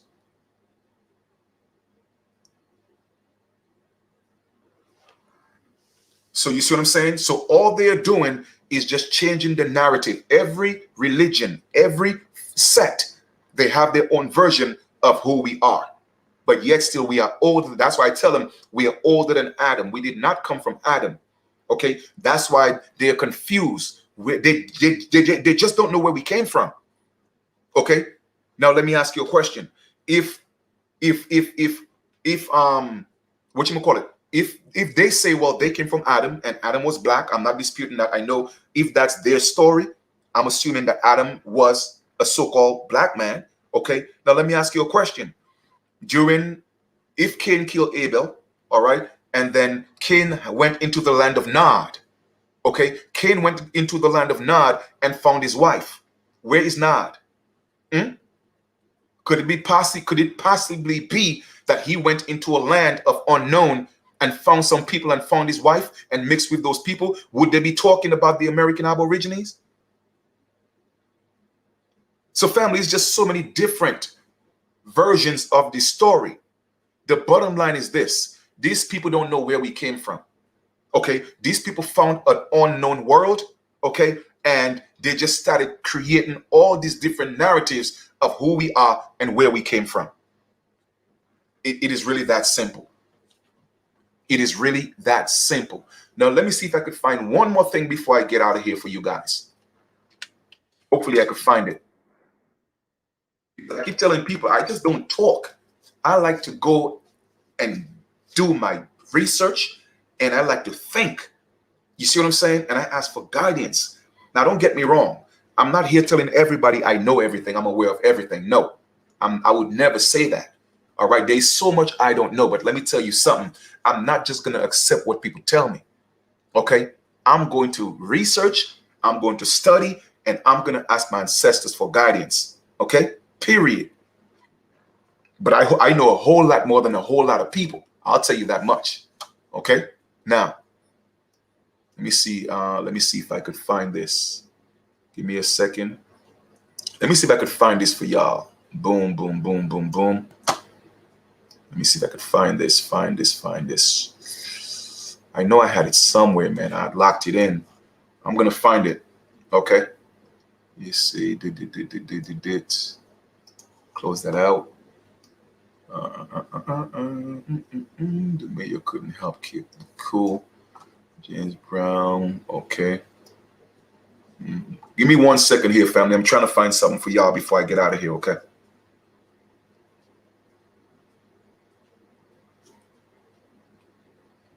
And honestly, I'm not here to get into any type of conspiracy theory. You know what I'm saying?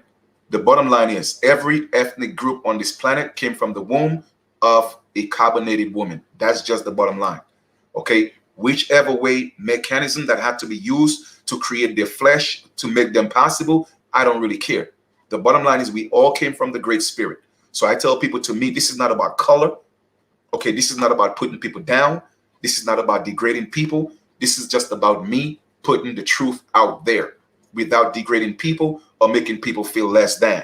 All right. My goal is to tell our truth, the truth about who we are, because that was taken away from us. And I was brought here to restore it. All right. I'm only here to serve my purpose. Somebody else's purpose might be something else, but I'm giving y'all mine. All right. Now I'm trying to find this one thing here. Let me see if I could find it. Celebrating Nigerian comedy. All right, here we go. Okay, I'm going to play a little something here for y'all. Okay, a little something here for y'all. I'm not going to play the entire thing, but I will play a little bit of it, of a Nigerian comedian. Okay, a Nigerian comedian. And I want to give a shout out to all, my brothers and sisters from across the planet. All right, whether you're in Europe, Asia, or Africa. Once again, this has nothing to do with putting y'all down. I just want the world to know we have our own identity and this is who we are. We could all build as one, but who we are in our respective culture and our identity. And that's my goal. Okay. Because I want to live with everybody in harmony. That's it. But don't take away who I am. That's the problem that I have. Okay. Now, let me see if I could find just that one part. You're very stupid. You are an idiot. I'm telling you, you're very uncomfortable. Hold on for a second. What is wrong with you? You are an idiot. I'm going to find that one part for you. So you might hear a little noise in the background, but I'm going to share it for you.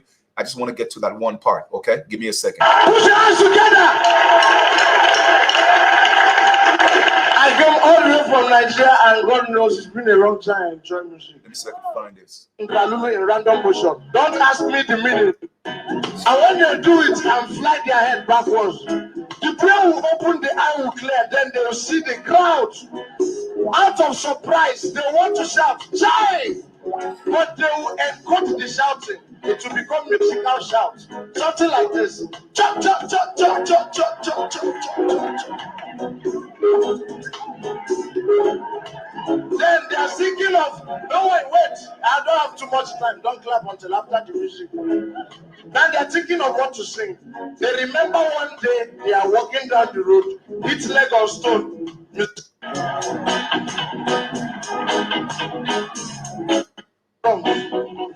Madness does not come immediately. Don't ask me the meaning. With another kind of madness. It goes like this. You hear the answer. Once you say bass guitar man, you hear everybody's name will turn to man. That's why when they come out, they shout, "I man." It will block their brain. The lyrics of the song are wonderful. All these reggae musicians here, please. All right, I'm going to play that for you from a Nigerian comedian. Okay. And he's talking about, the Rastafarian or the locks, the so-called dreadlocks from Jamaica. But pay attention, all right? Because like I said, I go in. Let me share that with y'all, okay? Let me share that with y'all.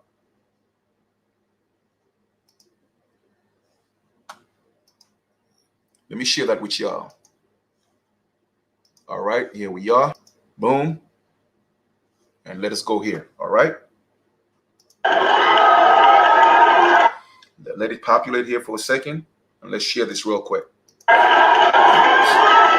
hands together for it. But please, without further waste of time, I want to do my own music. Now, why Nigerian music has not been going too far? You are wonderful. All these reggae musicians here, please. I'm very glad to meet you people here. You have been shouting all these things since we started this program. You're wearing dark glasses inside the house at night. What is wrong with you? Are you addicted to criminology?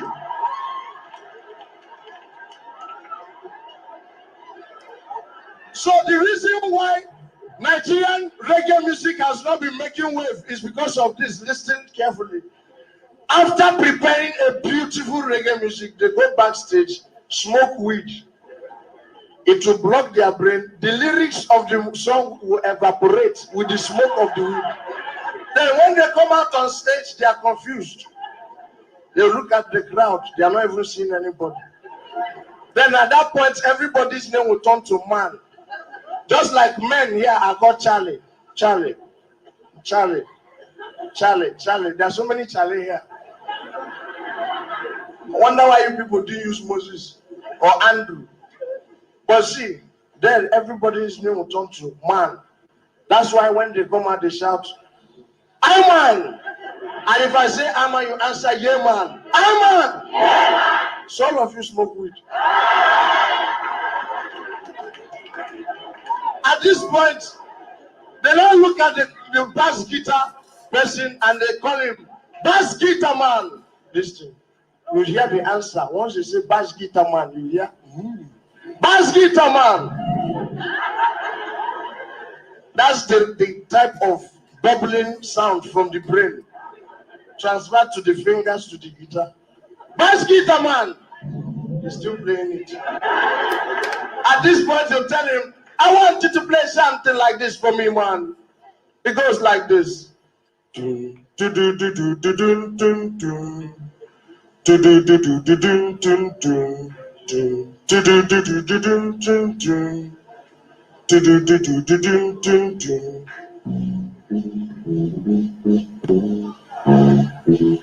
can hear this. It's not so reggae. Don't play any other thing. Nobody play anything. Now the person with another kind of madness, we call it rhythmical madness, is the person playing keyboard. The rhythmical madness comes and goes, It doesn't stay steady. Just like Nigerian Nepal. It goes like this. Listen carefully. Rhythmical madness. Listen carefully. It goes like Waka, waka, waka, waka, waka, waka, waka, waka, waka. See it? Rhythmical madness. Reduce the velocity. Reduce the velocity. I mean the volume. Beautiful. You can hear it. Then the person playing the guitar has a madness that we describe as multiple ndralulu in random motion. Don't ask me the meaning. I don't even know the meaning. Whatever he plays will enter. Watch it. Enter. Play something.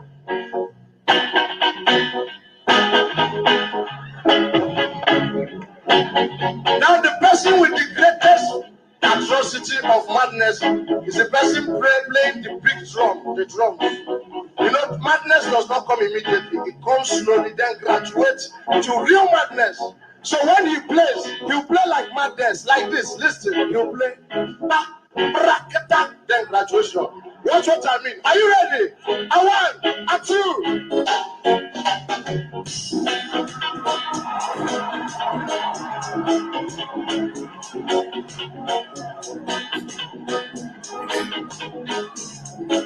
Is this not reggae music? Now, bring it down, man. Bring it down. You see, at this point, the person singing is confused. He doesn't know how to sing. He'll come out, he's not even seeing the crowd. Now, to open the brain that was blocked by weed, they'll dance one red Indian dance. No wonder they call it in Indian hemp. All right, now, let me stop here for a second. You hear what he said? Hear what he said, right? When they smoke the weed, all right, they will do a red Indian dance from the Indian hemp. Okay? All right, pay attention. Like I said, you have to listen. Listen. Let's listen again. Once the person singing is confused. He doesn't know how to sing. He'll come out, he's not even seeing the crowd. Now, to open the brain that was blocked by weed, they'll dance one red Indian dance. No wonder they call it in Indian hemp. So dance one red Indian dance. Something like this to clear the brain. Really? Come on.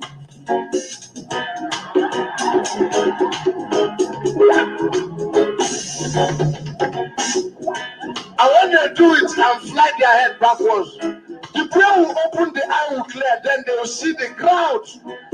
Out of surprise, they want to shout, "Jai!" But they will encode the shouting. It will become musical shout.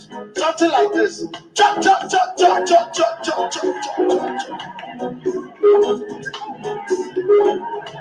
Then they are thinking of, no, wait, I don't have too much time. Don't clap until after the music. Then they are thinking of what to sing.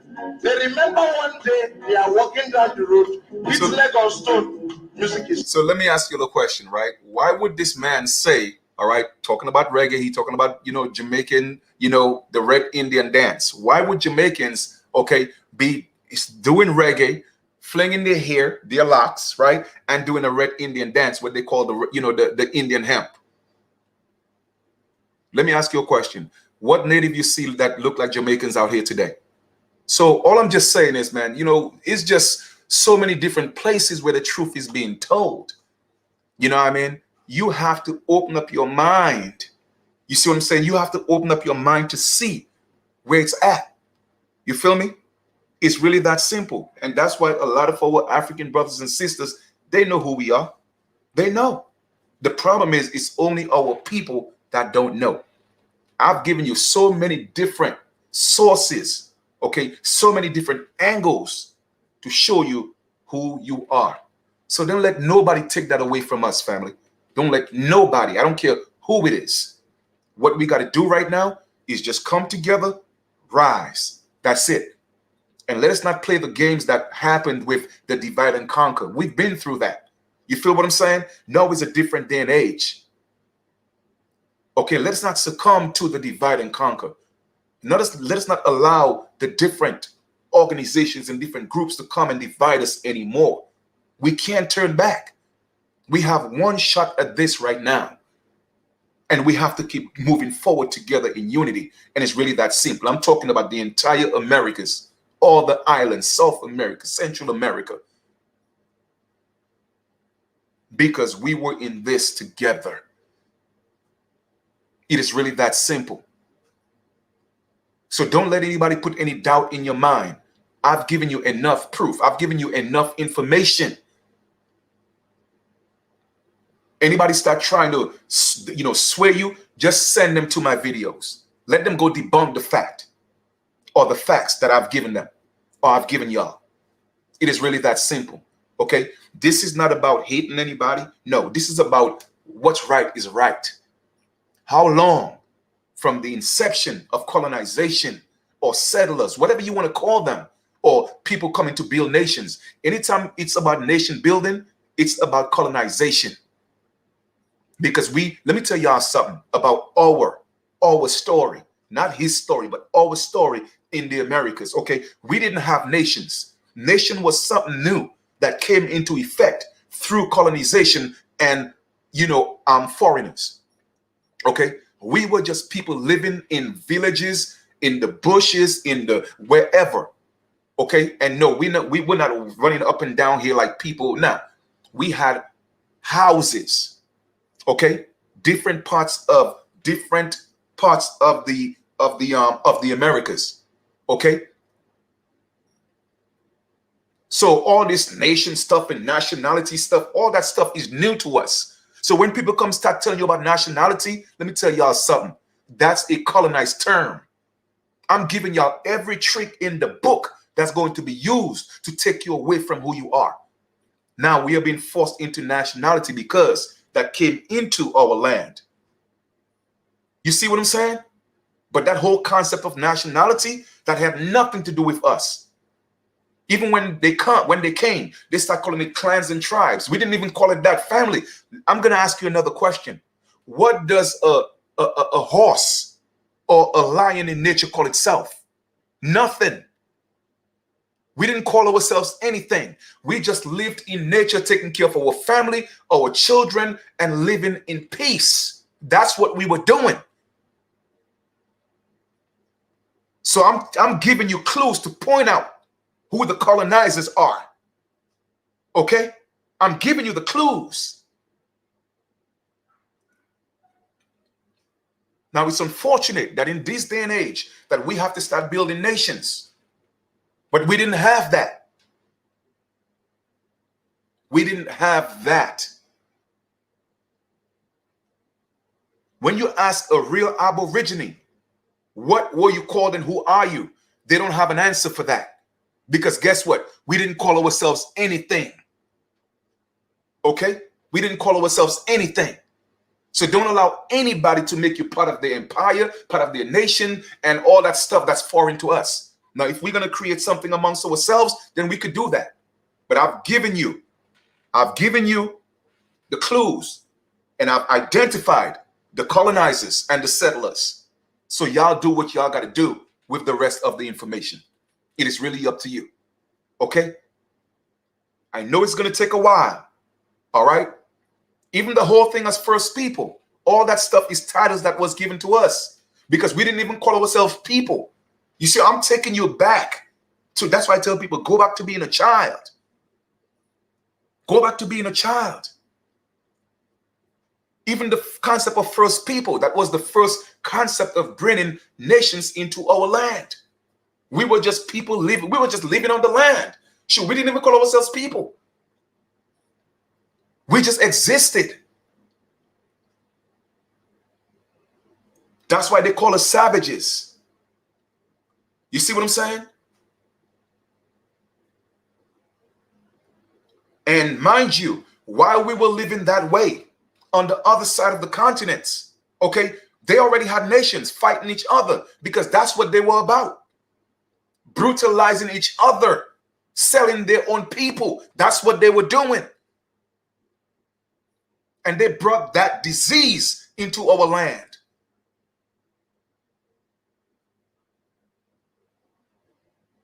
I know what I'm talking about. So no matter what anybody tell me, they could bring their best scholars. They could, I told y'all before, I sat down on a chair and literally saw all of that in a vision, cried like a grown man in my kitchen, sitting on a chair, because my ancestors gave me visions of what happened. So no matter what people tell me, I know. That's why I'm speaking with conviction. And I'm also giving you physical proof, archaeological research, biblical research, Mormon research, scientific proof that we were the original people here.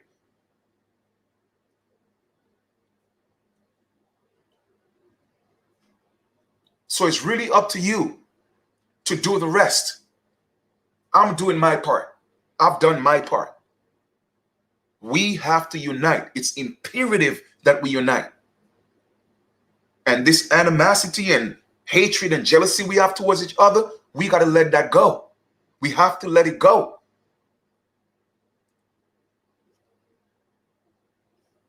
And where America is right now, the continent, I'm not saying that other ethnic groups cannot be here. I'm not saying that.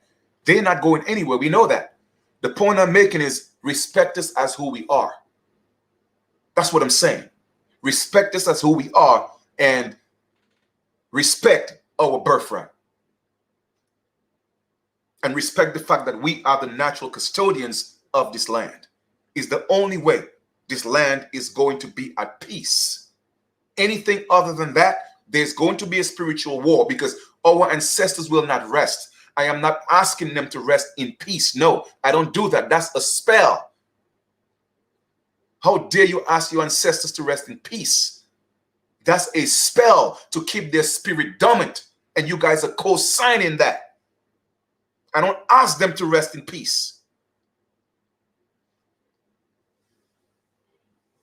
No, I want them to stay awoke. Walk with me. Let's bring hammock. Okay? Let's bring, whatever we have to bring to make sure that these people get the message.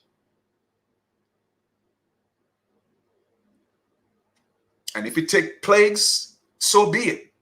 If it takes hurricanes, so be it. If it takes volcanoes, so be it. I'm ready for all that. But the point is, I'm not going to co-sign my ancestors resting in peace while these people abuse us. I'm not going to do that because I know there's no such thing as death. So I'm not even worried about it. Let the floods come. Let the storm come. Let the volcanoes come. Let the hurricanes come. Let the disease come. Let the frogs, the flies, let all the plagues come. I'm ready for that. When it's all said and done, victory is going to be mine.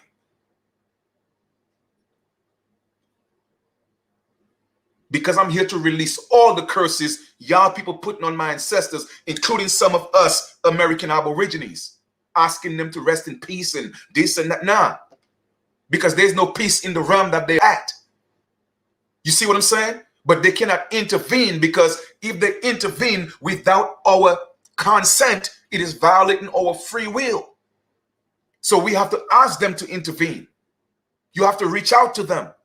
We have to do the libations. We got to do the invocations. Period. And you're absolutely right, Zazie. We don't believe, we know. When we rise as a people, trust me, no corporation could do anything to hurt us or harm us. I don't care what they have. Not even the machine guns will work against us. Believe me when I tell you, I know what I'm talking about. I'm going to tell y'all again. The American Aborigine, aka the original American Indian, we have never lost a war against the United States or anybody that joined the United States to fight us. We have never lost a physical war. Go do your own research. They know the nature of the American Indian. They know that. That's why they have to keep us domiciled with the false information and false identity. Make you think you came here on a slave ship. But when you realize you have that American Indian blood in you that fought to the death, I'm telling you, that's what they're afraid of. That's what they're afraid of.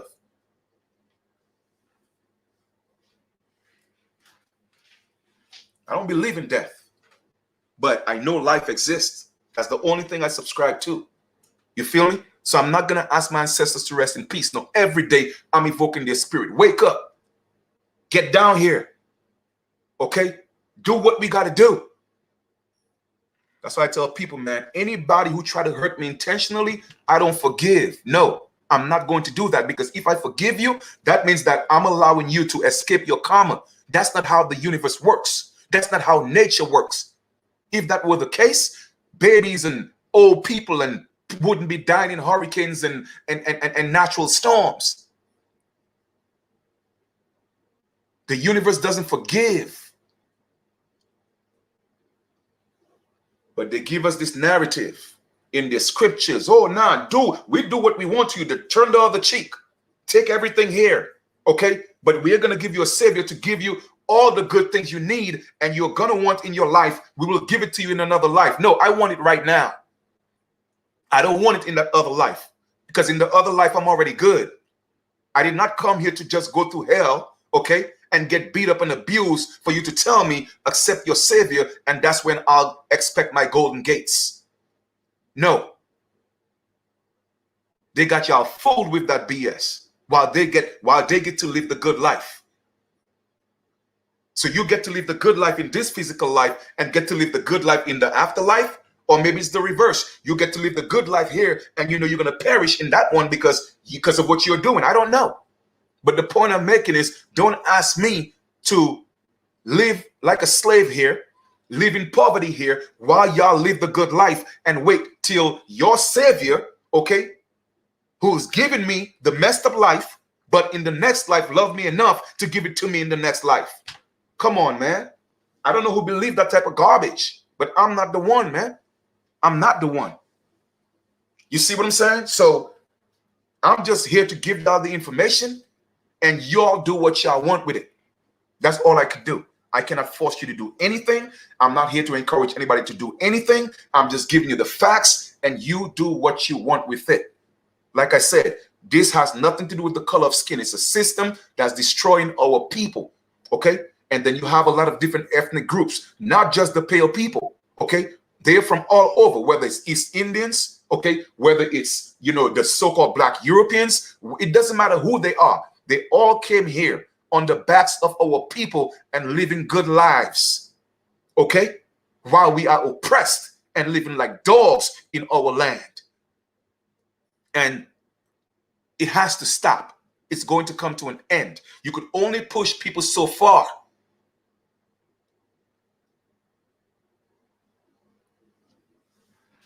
We are the backbone of civilization. We are. Okay? We are. Period. There's nothing new under the sun. Every other ethnic group comes here. Because why? It has always been that way. Don't let nobody fool you and make you think it's otherwise. We have always been the progenitors of civilization. Thanks to our women for that. Because they were the ones who stayed home and got creative and gave us the civilization to give to the world. Why do you think I'm always building my sisters? Because I know their value, and it's only them that's going to restore what we had. It's not us men. Nah, we there. We're not insignificant. We're there to protect and build and support, but that's our role. But spiritually, it has to be done through them. And that's a fact.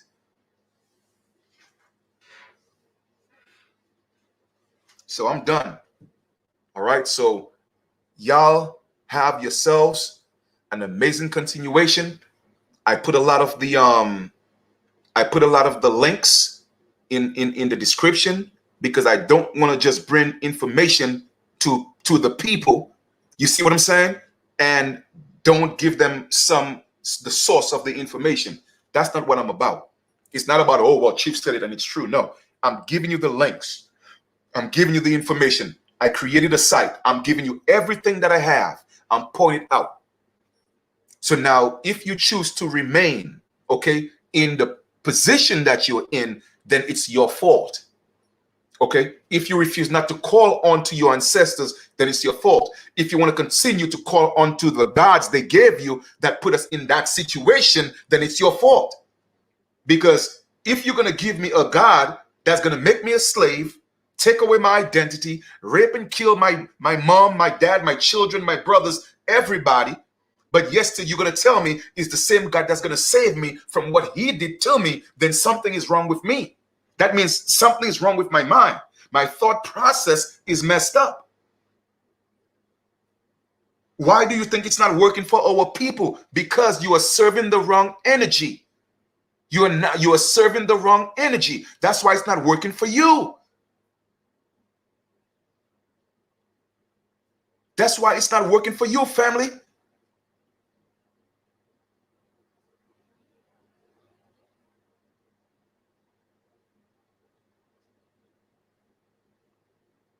I just don't get it. Like, how long are we going to not think for ourselves? Hold up for a second. Let me do some research on these religions. Okay, because apparently I'm serving the God that they told me about, but I'm always broke. All my people are poor, liquor store on every corner. My people on drugs. My people are suffering through, high blood pressure. All type of stuff is happening to my people. But I'm doing what they told me, and I'm going through everything.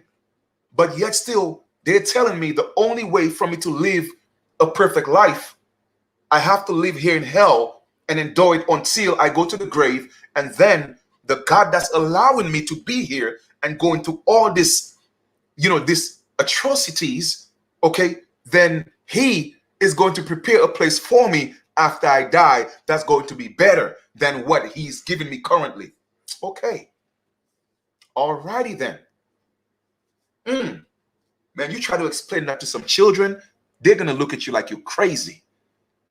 But of course not. You got to indoctrinate them first.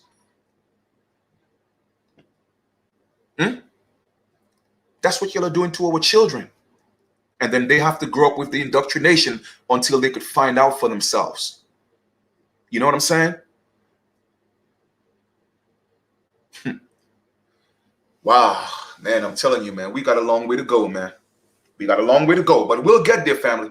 We'll get there. Don't be discouraged, okay? We will get there, all right? And I promise you, okay, more people are going to step up and speak the truth.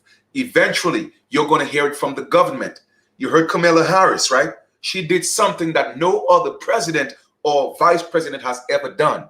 Talk about what they did to the indigenous people, but she just only mentioned the Europeans, letting it be left to interpretation that the European is the pale man.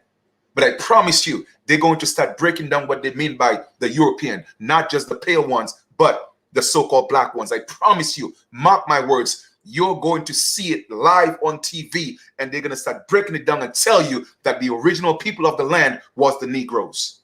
Watch. You think my ancestors are playing? No. They're not playing. They're ready. They've been ready. They was just waiting for a few of us to evoke them. That's it. Well, guess what?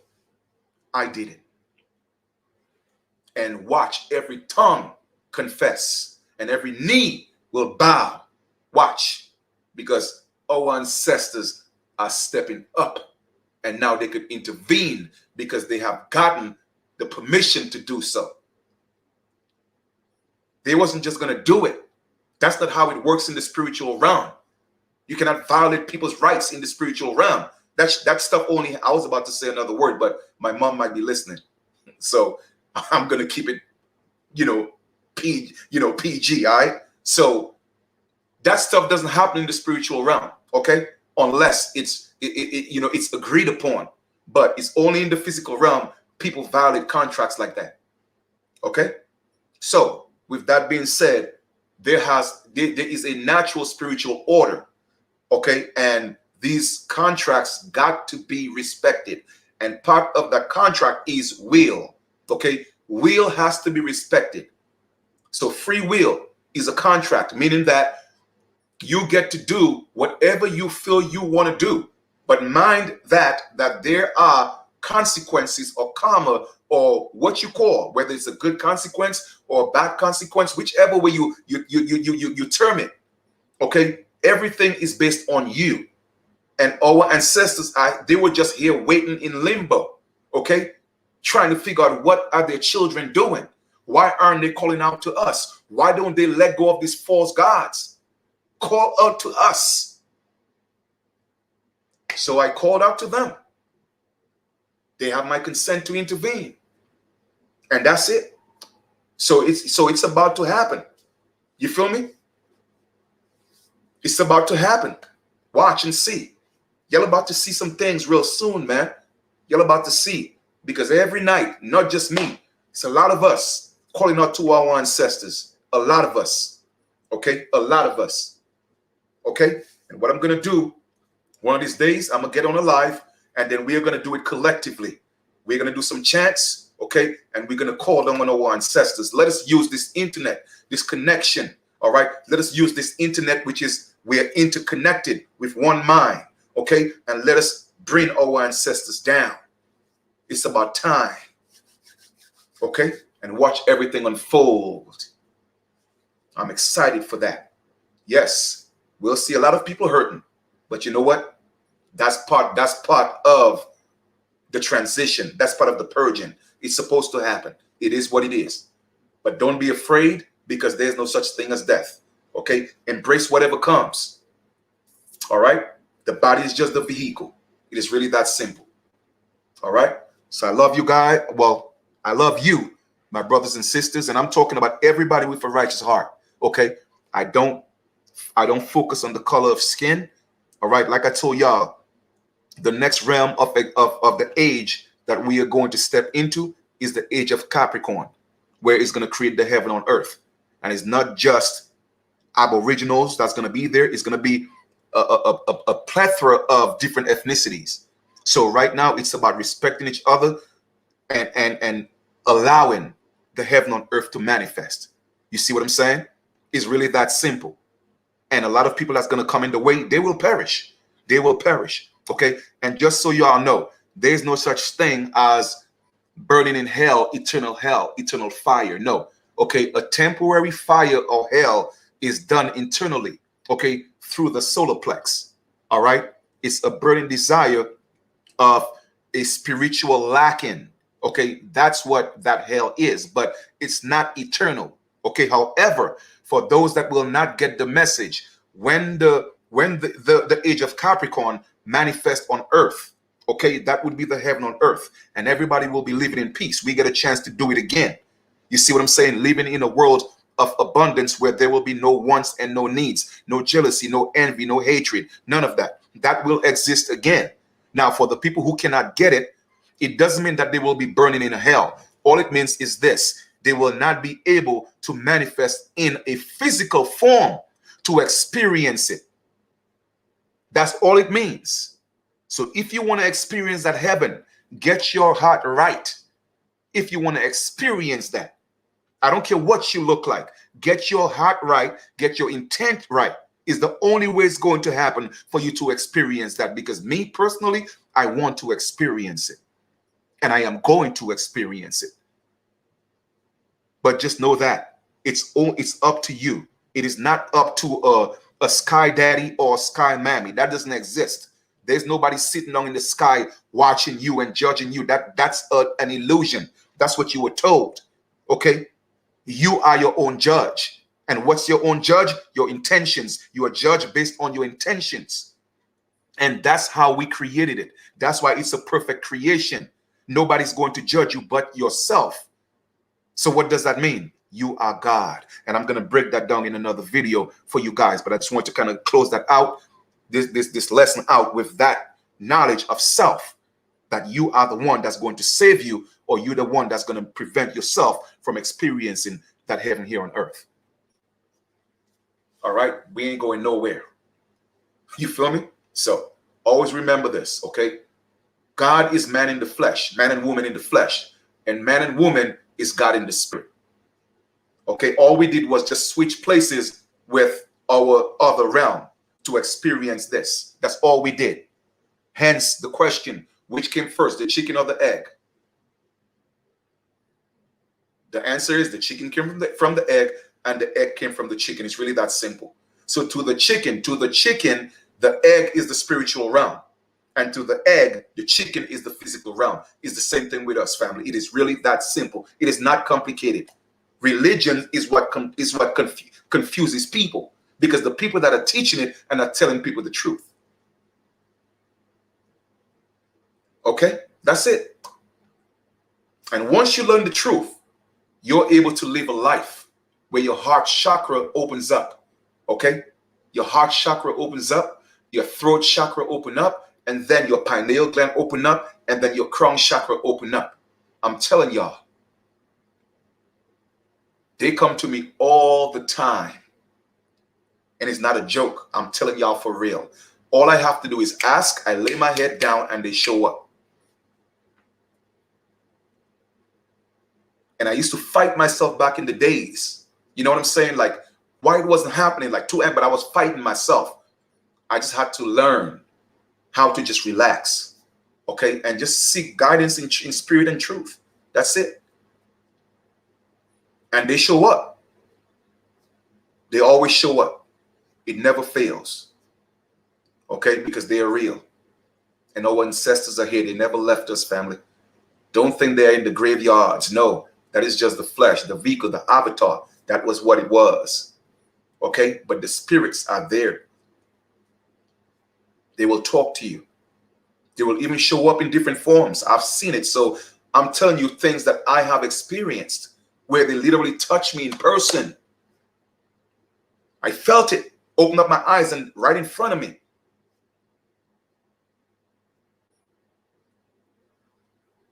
I mean, it might seem a little bit, crazy or weird, or, just, it's like some people may not be able to fathom what I'm saying, but you have to experience it to know what I'm talking about. Like, how does an ancestor show up? And it wasn't even, most of them, I don't even know them, but I know their spirit, but I've never seen their flesh. It's not like as if it was, my grand aunt or a grand uncle, or it must have been an ancestor that I hadn't met. But whenever they show up, I'll tell you one thing, okay? Take out my complexion, meaning that they are the Negroid feature, and they always show up in feathers. They always show up in feathers. That's that much I could tell you. And they are as real as I could get up and have a conversation with somebody, and I'm not scared. Never scared. The one time I was scared was actually the first time that I was scared is when they gave me the name, you know, I'm Flying Eagle. I was scared then. When I first felt that touch, I was scared. But after that, I got used to it. I got comfortable. You see what I'm saying? So I'm not telling you guys things that don't exist. You see what I'm saying? I'm telling you things that's real. And a lot of you probably have already experienced it. And if you have, don't be afraid. You see what I'm saying? Reach out, because they are waiting on us to call out to them. You feel me? They are waiting on us. So let us call out on them and ask them to assist and intervene, because it's real. But imagine if we do it on a large scale. Can you imagine that? So I'm excited. All right, guys. So I've been on for like about 2 hours and 15 minutes. You guys enjoy the rest of this, you know, Saturn day. That's what they call it. But I'm just going to say enjoy the rest of this beautiful continuation, and continue to be good to each other. I always have to reiterate that this is not about the color of skin or ethnicity. This is about us, okay, taking our rightful place in our ancestral land. That's what it's about. And all I'm asking everybody is to confess and tell the truth, and allow the wild Indians that y'all found in the wilderness, allow them to be, and allow them to restore their ancestors' legacy, or else this entire American landmass will be destroyed by our ancestors. And everybody will have to go through it. And that's what's going to happen if y'all think it's a joke. We built it before. We could build it again. So we don't have anything to lose. I know that.